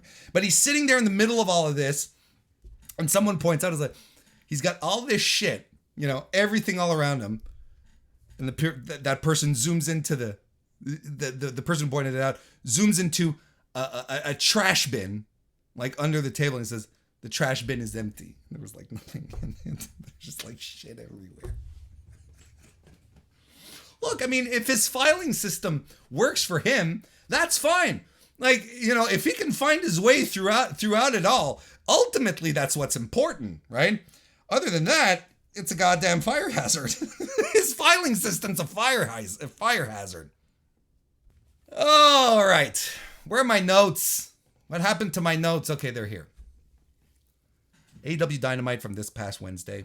We usually do the bit of a deep dive on it. Let's go. Owen Hart Foundation men's tournament qualifying match. FTR versus FTR. Dax Harwood defeated Cash Wheeler. Very good professional wrestling match. Just like I like them. And both guys played the hits. They played the Bret Hart hits. They did the Bret Owen WrestleMania 10 finish, but they did it as a near fall. They did a whole bunch of Bret Hart tributes in this match, which what this does, because I find there's two contingents of people when wrestlers do this kind of stuff, right? when you see wrestlers, going through sequences that other wrestlers have put on, there's a contingent of wrestling fans that are like, look at these dorks, right? And there's always be that. But what I'm more interested in are the fans who look at this and go and realize that truly, really, indeed, wrestling is an art form that can be celebrated, right? Just by going through sequences of important matches, formative matches, things that probably Dax and Cash looked at as they were training, as they were coming up. They're like, goddamn Bret Hart, And they look at these things and like, this is what inspires me. And then ultimately they have a platform where they can celebrate that, where they can celebrate their love of wrestling, right? And truly help us understand that this is an art form that you can pick and borrow, which is what all great art kind of is, right? You sort of movies, the directors will always get inspired by watching the work of other directors. Writers will be inspired by the writings of other authors, and so on and so forth. That's how it goes. I loved it, and even like I hadn't even seen like all I hadn't understood all the different sequences that they were doing that were all tied into Bret matches, but I did see plain as day the Bret Owen finish. I was like, oh wow, okay, makes you a little emotional. So Dax moves forward here, but a very good match. Pro wrestling, man. Just no shenanigans, no nonsense, not overwhelmed with an angle, just like, and so this is, this connects to the casual discussion to a certain degree, where it's like, don't cater to cater to me. Look how happy I am. Look how happy pro wrestling fans are. The casuals have their product. Look, give me something else. Give me this. And anyway, look, y'all can go back and watch the talk that I had with Brandon Thurston in regards to AEW's growth. I don't want to get back into that. Not yet. CM Punk had come out to do commentary, and after the match, he cuts a promo on Hangman Page, who got the big Rona as well, and said he couldn't be there. They probably had to rejigger a couple of things on the show in that regard. Probably this segment here would have been maybe a face-to-face promo off, which hopefully we'll be getting soon, as long as Adam Page gets back on his cowboy booted feet. Hopefully he's doing all right. But you know what I liked here? And it's these little things, just the little things. CM Punk cuts a promo while walking. And he walks. And he doesn't sit down in the middle of the ring with some weird fucking spotlight on him. He doesn't stand awkwardly in the middle of the ring. No, like actually dynamic moving motion. One of the things that bothers me the most about promos is that it's stationary, right? We're supposed to be watching pro wrestling where things are supposed to be in movement. It's supposed to be dynamic and exciting, so on and so forth. So when we get 8-minute promos of a guy standing in a ring, it bothers me. It just reaches down into my chest and makes everything contract. I'm like, this sucks.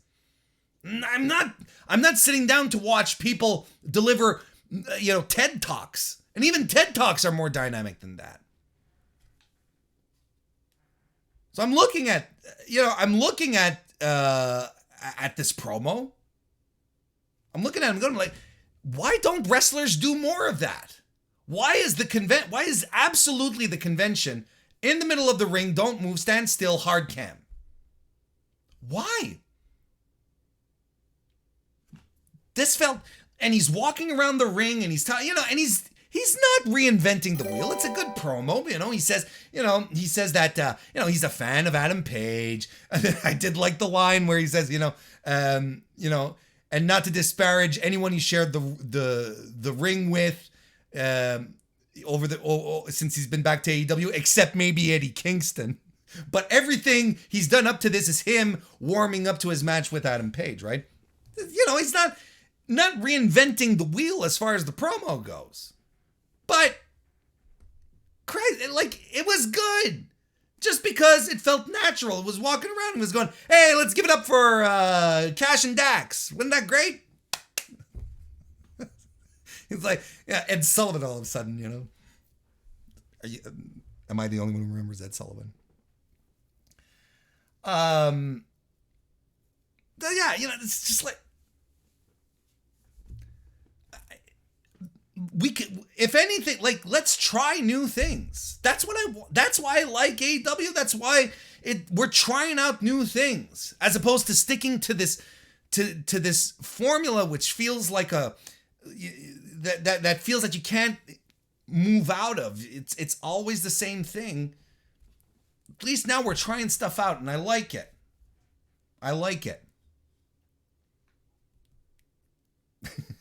Flowman used his highlighted member message. He's been a member for 2 months. Thank you very much, Flowman. I appreciate it. Do consider becoming a member of the channel. It always helps out. It's always a good, fun thing. He says, Warren, give me more movement, Hayes. Yes! More movement. Walk, man. Dynamic. Wrestling's not... You're not supposed to be sitting on your hands at a wrestling show. Stupid. Fucking purple lights and fucking bullshit. Fuck. There goes the monetization. The Blackpool Combat Club took on Aaron Solo, Nick Comoroto, and QT Marshall. And they defeated them, of course. Wheeler reverses a power slam into a guillotine choke and into a sleeper. Just fantastic stuff. Comoroto reverses into a fireman's carry. Wheeler blocks it. Actually, here, this is the sequence. Wheeler gets a sleeper hold on Comoroto. He reverses it into a fireman's carry. Wheeler blocks whatever Comoroto wanted to do with the overhead elbows. Reverses out of it. Seatbelt for the win. Look who got the pin here. It is not, beloved megastar wrestles wherever the hell he wants, John Moxley. It is not legendary greatest American pro wrestler of the past 2 decades, Bryan Danielson. No. It is Wheeler Yuta continuing to get a push. This is what a wrestling push looks like, folks. It's not being thrust into a title picture. This is what a wrestling push looks like. A guy coming out in his hometown, previously, over the past couple of weeks, being established as a star, comes out to his hometown crowd, gets the hometown reception, beats the biggest guy of the 3 on the other team, pins him, while the other 2 who are legends of the business make sure that play a defense to make sure no one comes out to break the pin. That is how you make a star. That is a push. This is a push. What Wheeler Yuta is going through right now is a true to form, real deal push that you can get behind, that you understand, that is not going to be yanked under his feet once the title opportunity gets over and done with. Fantastic stuff. Fantastic stuff. And you know what? I am enjoying the Blackpool Combat Club coming out week after week and destroying the mid-card. Do you know why?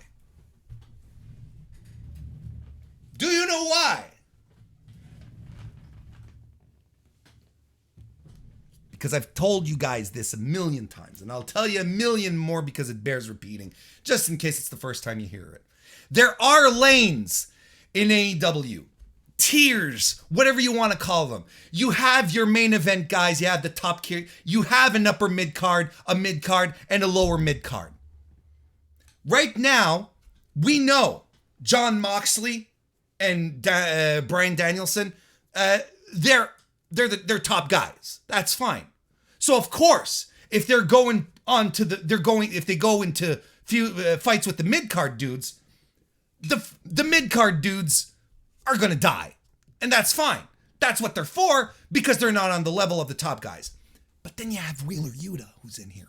Wheeler Yuta, the entire time where he was with the best friends, was eating the pins, was taking the falls, and so on and so forth. What are they doing right now? They are consecrating him as a top guy, pushing him up into another lane to make sure that we understand that Wheeler is no longer a mid-card guy. He might be upper card, top guy. We're going to get there eventually, but they're establishing him as an upper mid-card guy because not even the mid-card guys can take him out anymore. And then, as Evan points out, on top of that, those trios titles, right? You can smell them coming a mile away. So when those start popping up, you've got this unit right here that people are immediately going to go, oh, well, these are the dudes. Then we got another unit. We got the House of Black. Then we got the Elite. We got whoever else you want. This is what we're setting up here, folks. All of this, the BCC running roughshod through the mid-card is normal because they should, but in the meantime, it's elevating Yuta. It's bringing Yuta up onto that level. He won't be losing to Aaron Solo or the Gun Club or who the hell else. The Varsity Blondes. We're done. We're done on that level. He's up there now. Now we can start talking seriously. Now we're like, Malachi Black versus Yuta Wheeler? Ooh, not as clear cut as maybe it once would have been. Maybe.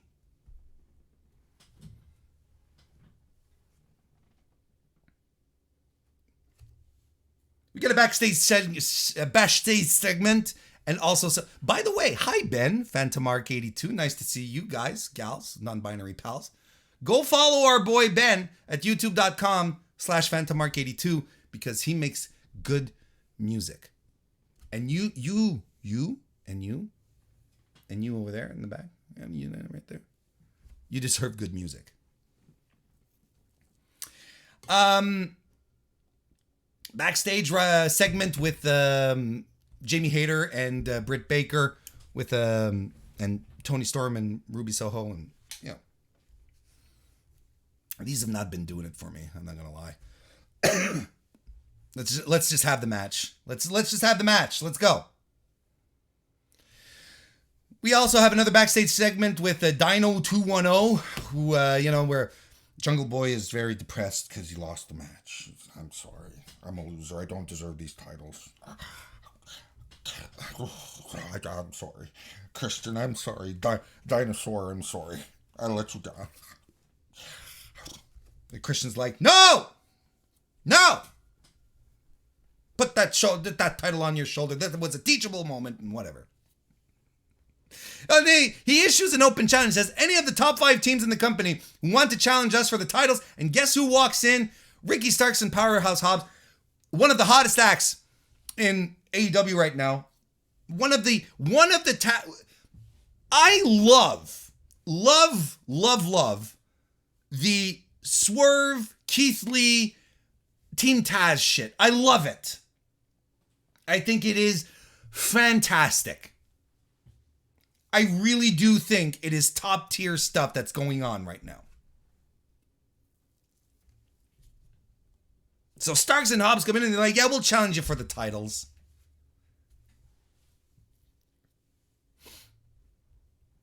Ricky Starks, man, he's another guy who's, he's not going to be mid-card for very long.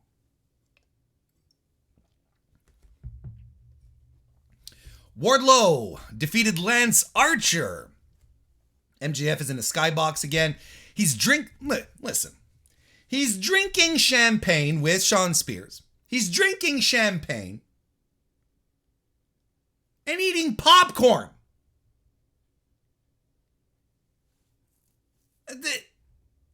Come on.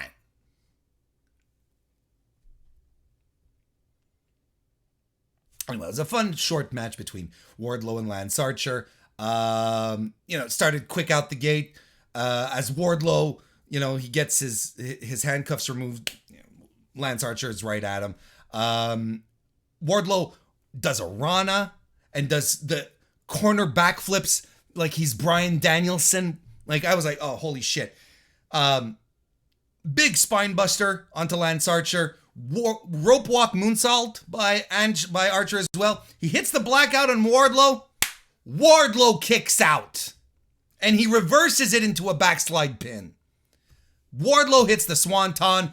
Powerbomb Symphony. Again, the match was good, but it was all more about the angle. This as well, folks, this is a push. Okay, this is a textbook push. And I wish my colleagues, my friends, my chums, my buddies who are invested in WWE looked at this, because this is what a push looks like. This is it. And the comparisons to, oh well, we'll give him, here's Ricochet with the Intercontinental title. Here's the push. But he keeps losing and so on and so forth. That's not a push. And then when he loses the title, he disappears, kind of thing. Hasn't happened yet, but that's what's going to happen. Those aren't pushes. That's not how you create stars. This is how you create a star. Now, you'll recall last week, as I was talking about the angle, I was worried about Wardlow. I don't know if you recall. I said, this is going to be a test for Wardlow. Because he obviously can't squash Lance Archer.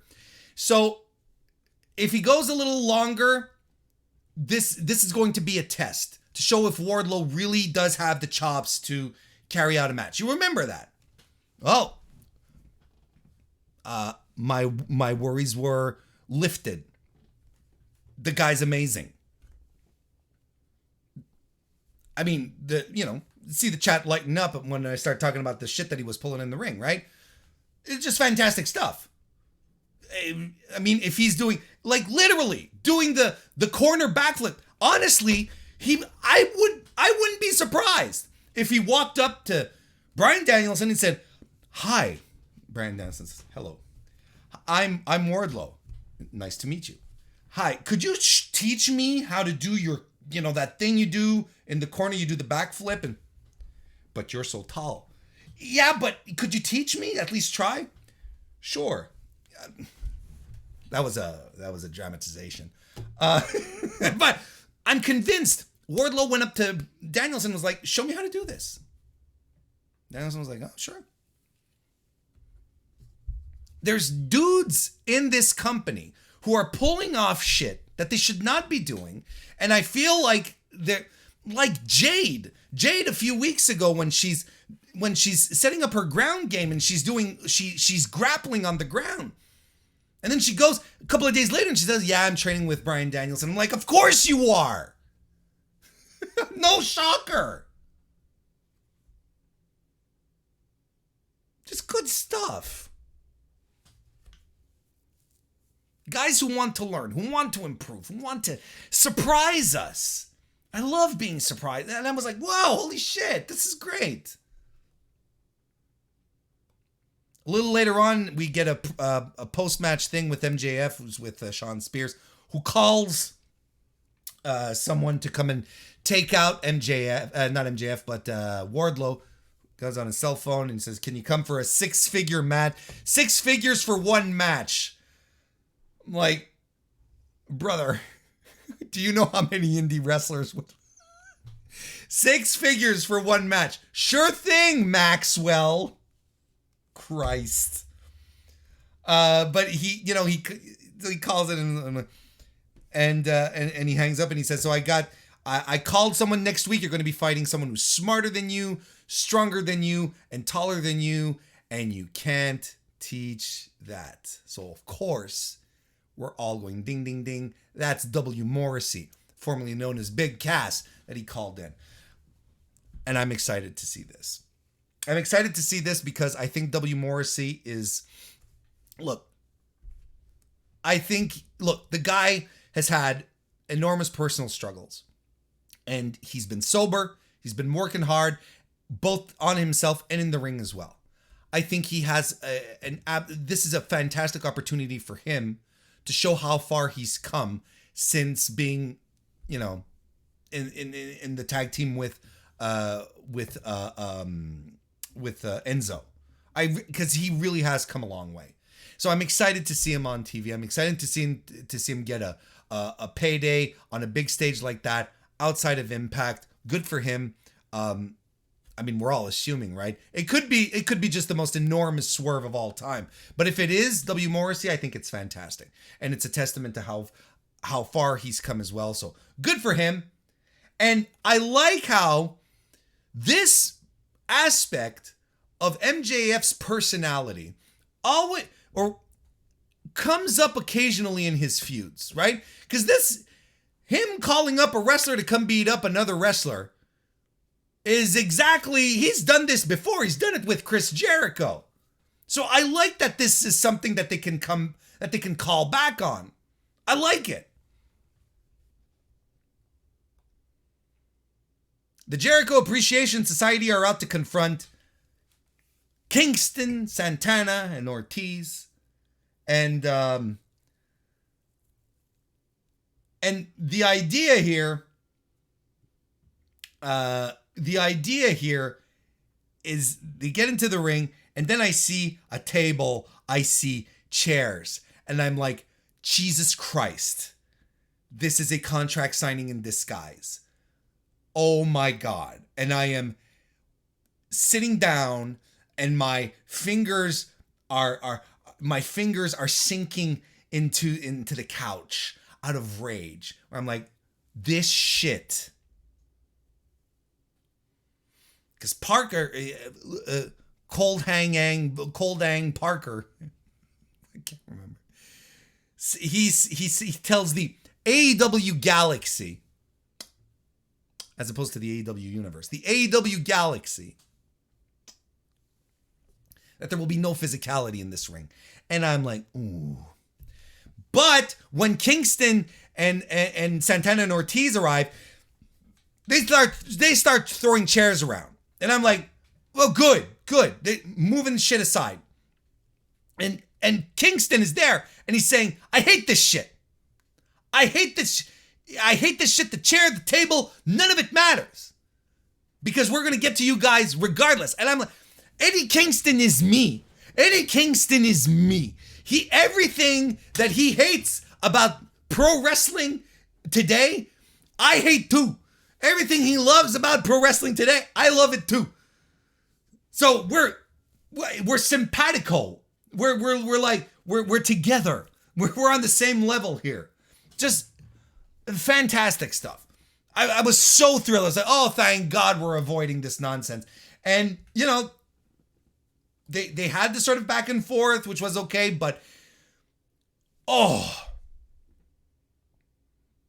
Jericho calls him a stupid son of a bitch, and they'll take them out one by one. They're putting a hit on all of them. And Kingston says, I don't know if you know what hit means, but in my world, that means we end things, right? He's like, and I've done it before. And then I saw people on Twitter going like, wait, did Eddie Kingston just confess to murdering someone? I'm like, obviously, you've never watched Impact, where Eddie Kingston ran over a child with a car. I'm pretty sure that's what he was referring to. I hope so. I'm pretty sure. I'm not 100% sure.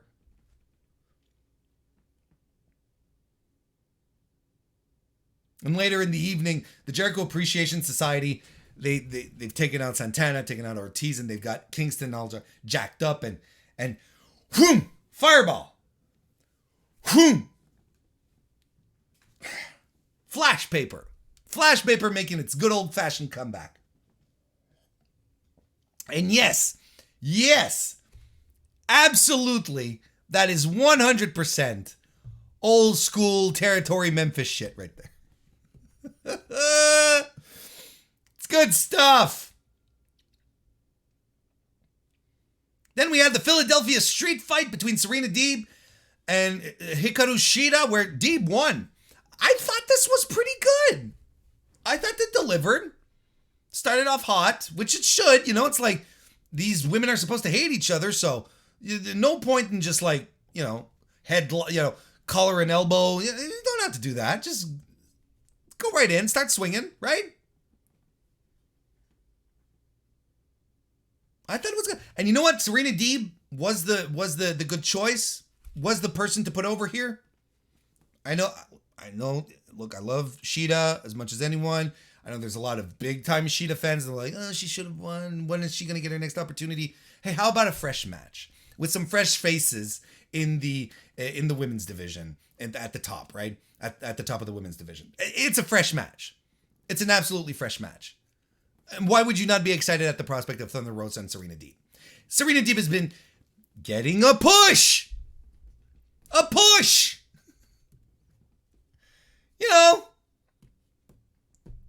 That's just it.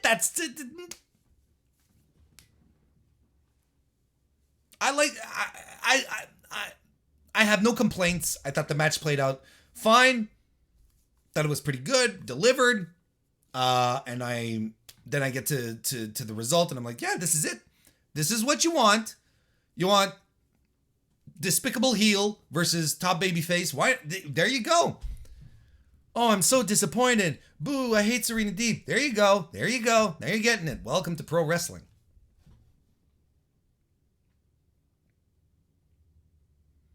Fuego del Sol appears on the ramp. He's dead. He's dead. Someone murdered Fuego del Sol. He's flat, a lifeless corpse.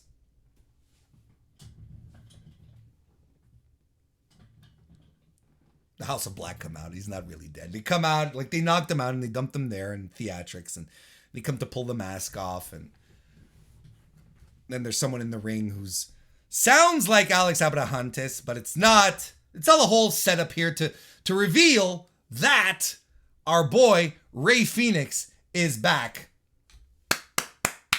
Back from his 9 millionth injury.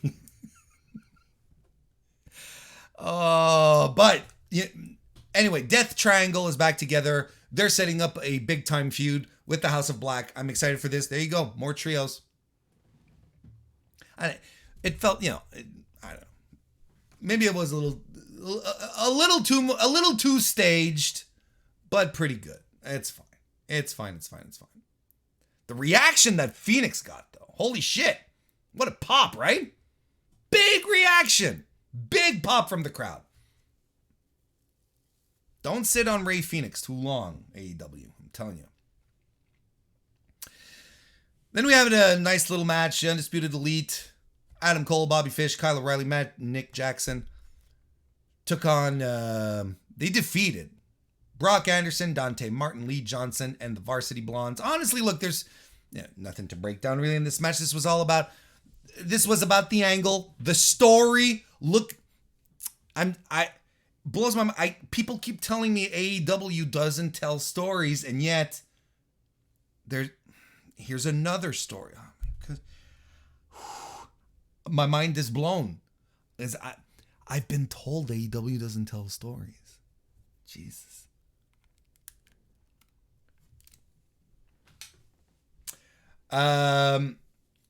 This was basically set up to show that the the tensions that existed between the Bucks and Red Dragon are sort of dissipated. Now they're like one functioning unit. They all have the same t-shirt, that the Undisputed Elite. It's fine, because clearly, don't be fooled, despite the fact that Jay White 2 weeks ago on Rampage came in to help Adam Cole win a match.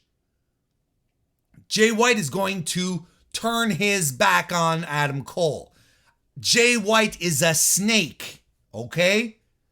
And I'm officially predicting that at the this is going to be a big time feud for the Forbidden Door show, where we're going to have the Elite versus the Bullet Club. I'm convinced this is where this is going. And in the main event, AEW TNT title was on the line in a ladder match, and Scorpio Sky defeated current champion Samuel Guevara to become the new TNT champion. So look, there's a lot to talk about, I feel, in the outcome of this match, as opposed to the match itself. Okay?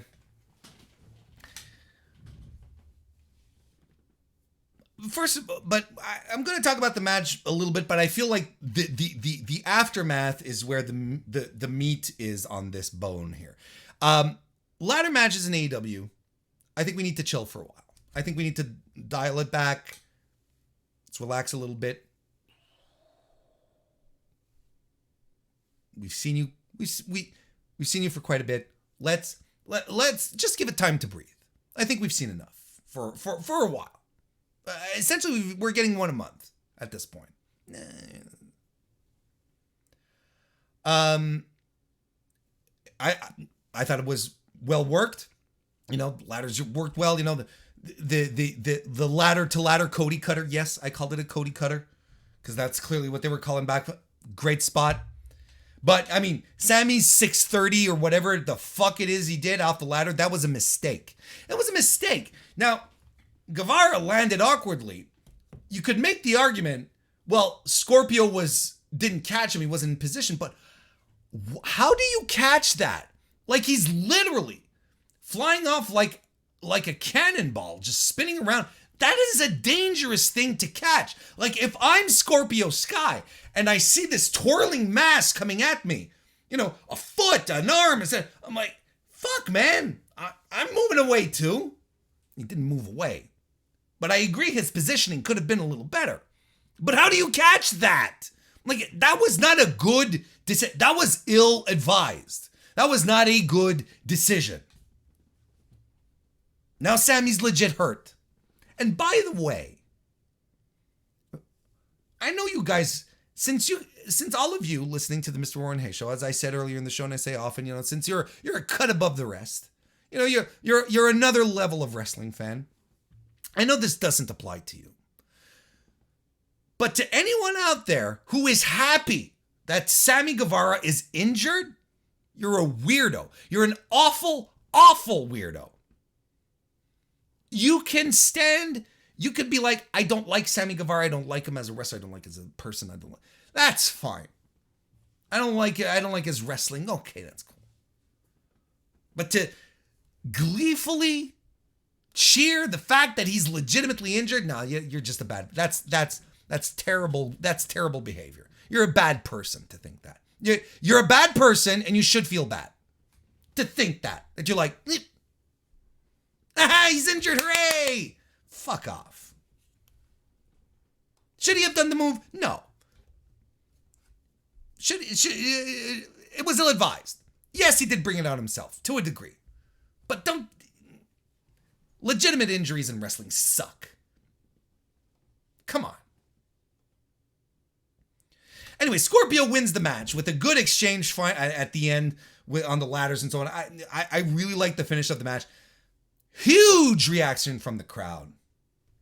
Big babyface pop for Scorpio Sky, who had cut a pre-tape promo, a pretty good one on top of that, previously to that, really establishing the fact, I'm the babyface here. So, you can argue, and I'll even, I'll even contend it's easy to get a big babyface reaction from the crowd when everyone wants the heel to lose. Like everyone wanted Sammy to lose. So it's easy to get a big face pop when the guy that everyone hates loses, right? So that's the thing. Now, this is where a lot of people are like, okay, now we got to stop with the hot potatoing of the title. Which, look, was this hot potatoing? I don't know. I don't know if I'd call it specifically hot potatoing, because I think that the whole Cody thing before he left, working without a contract, the TNT title stuff, I think that it was a touch and go situation and probably just trying to do the best with what they had kind of thing, with the information, with what Cody wanted, what's it going to be. Like, we've all followed these reports. The negotiations were down to the wire. Like everyone was like, it was down to the very last minute, right? So I think that situation, while ill-advised, was difficult to get out of in a storyline sense, without making things obvious, without saying we're stripping Cody from the title, but if Cody comes back, so on and so forth. You know what I mean? Like, that situation was ill-advised. Sammy regaining it after Scorpio Sky had won it. I don't think that was a hot potato situation. I think this was it's the result of the double turn. I think this was what the plan was. Sammy regains the title, but when Sammy regained the title, he had already started down that slope of fans turning on him because of the tie stuff. And I think the decision was, okay, look, here is the opportunity that we have to make Scorpio Sky, to get Scorpio Sky over. Because I would argue that even as a heel, Scorpio Sky was not over. I think the Men of the Year, he and Ethan Page, were not over, and it's Dan Lambert that got them over.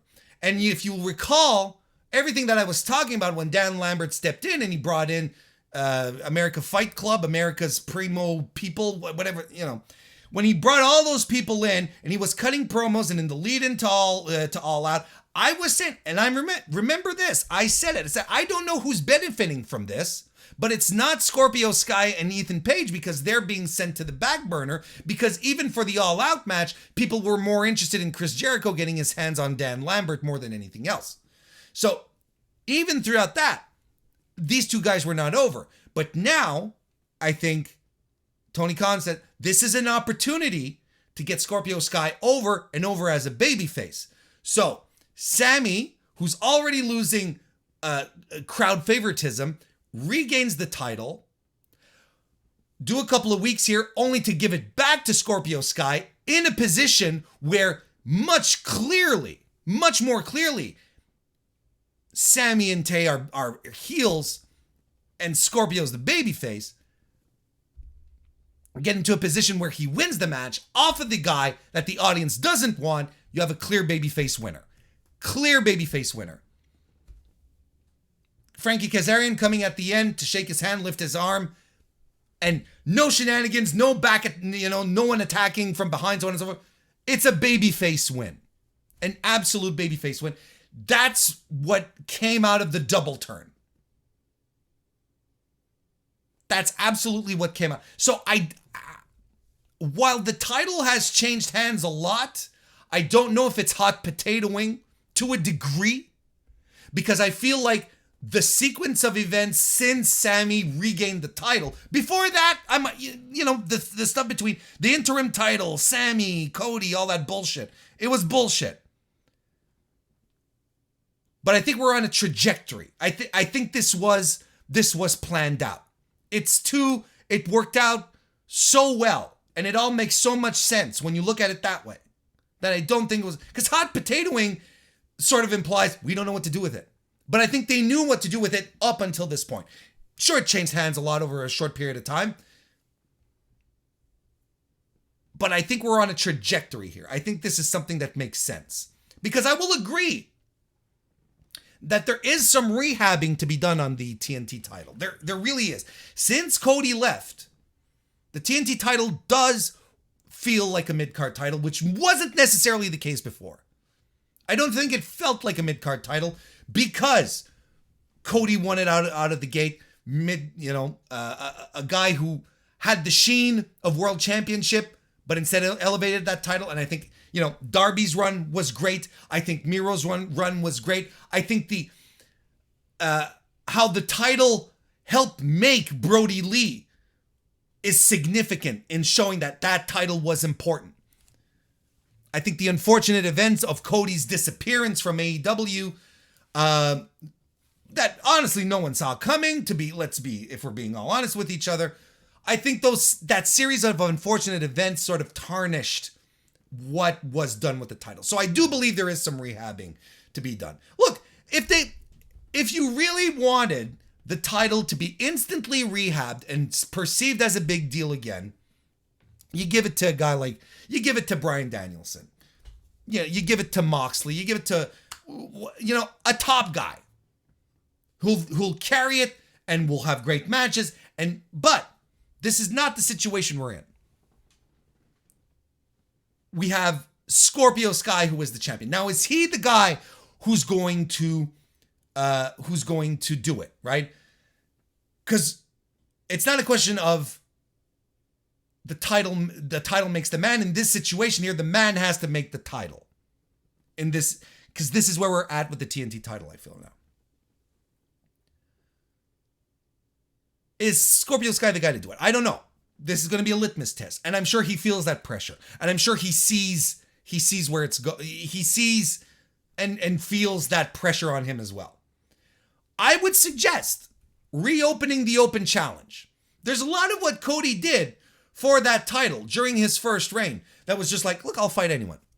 I'll come to the ring. Tell me who, and whoever wants to fight me, fight me. And then you get unsigned people up from the indies coming up to get some shine, get a good match from Cody, 8 to 10 minutes. Thank you, good night. Even get a couple of people to get signed. You get Ricky Starks signed, you get Eddie Kingston signed. Let's do that. I think an open challenge creates a lot of goodwill. And that's what Scorpio Sky needs. He needs to be a champion that will open up the title here, and the title needs to be opened up. So this is on the booking side. Let's bring in more indie guys. Let's bring them up. That's how you get the base excited. That's showing that Scorpio Sky is worthy of it, right? Wants to live up to its standard kind of thing. I think that's a good way to rehab it. If you're not going to do the instant rehab and put it on a big top guy, right? That's what I think. I think that's what and whatever they decide to do with Scorpio Sky, his title reign needs to be a little prolonged. Don't drop it in a month, not even 2 months. Let's give him a summer of defenses. That's another way to rehab your title. Because when a title feels like an accessory as opposed to a championship, then it becomes much more secondary. It doesn't have the prestige or any sheen anymore, right? It's lost a little luster. I'm in complete agreement with that. Let's let it go. Let's see how they handled it. I'm convinced, 100% convinced that the best course here is to have Scorp defend it often and for a long time. I think he needs a big pay-per-view defense at Double or Nothing. I'd even have him defend it against the New Japan star at Forbidden Door. Give him a Tetsuya Naito. Have him beat someone big for it. Like there's a lot of construction that can be done here. Because I'm not on board yet, but I don't feel like I'm trying to say too many things at once. There's people instant go, saying he's a top guy. I'm not sure Scorpio Sky's a top guy, but this title opportunity that he has can go a long way to prove that he is a top guy. I'm not I think he has all the elements to be one. He has charisma. He has charisma. He's super talented. Great wrestler. Has a great look. Can he be a top guy? I think this is a bit of a proving ground. A whole bunch of elements have to come together here. This is an interesting experiment, I find, that we're going to be bearing witness to very soon. But it sucks that Sammy's injured. Let him go rehab, get better, so on and so forth. Please don't keep Ty off of TV, though. Please don't. Please don't. That's all I'm saying.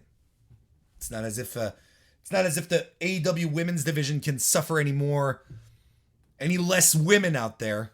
Jesus. There we go. Hey, that about wraps up the weekly wrestling inspection.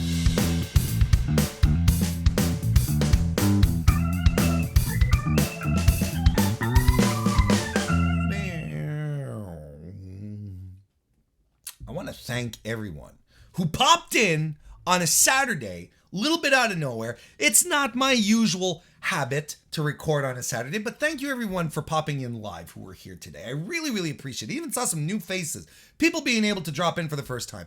Hope you guys can make it on Thursday. Maybe I should do more Saturday stuff as well. Hey, look, the hinges are off the doors as far as possibilities go. We'll see. We'll see what happens. Let me know. Come jump into the Discord. Become a member of the channel here. Support the channel that way. It's good stuff. It's a good time. And if you're listening to this on your favorite podcast app, thank you again. Because I really appreciate your listens, your audio listens over on that side. It's really cool. But that's about it for today, folks. I had a good time. Hope you guys had a good time. Covered a lot of ground, but there was a lot of ground to cover. And we'll do it all again this Thursday. Back at the usual schedule at 9 p.m. Eastern, 8 Central. Hope to see you there. Otherwise, have a great rest of your weekend, and we'll see you next time.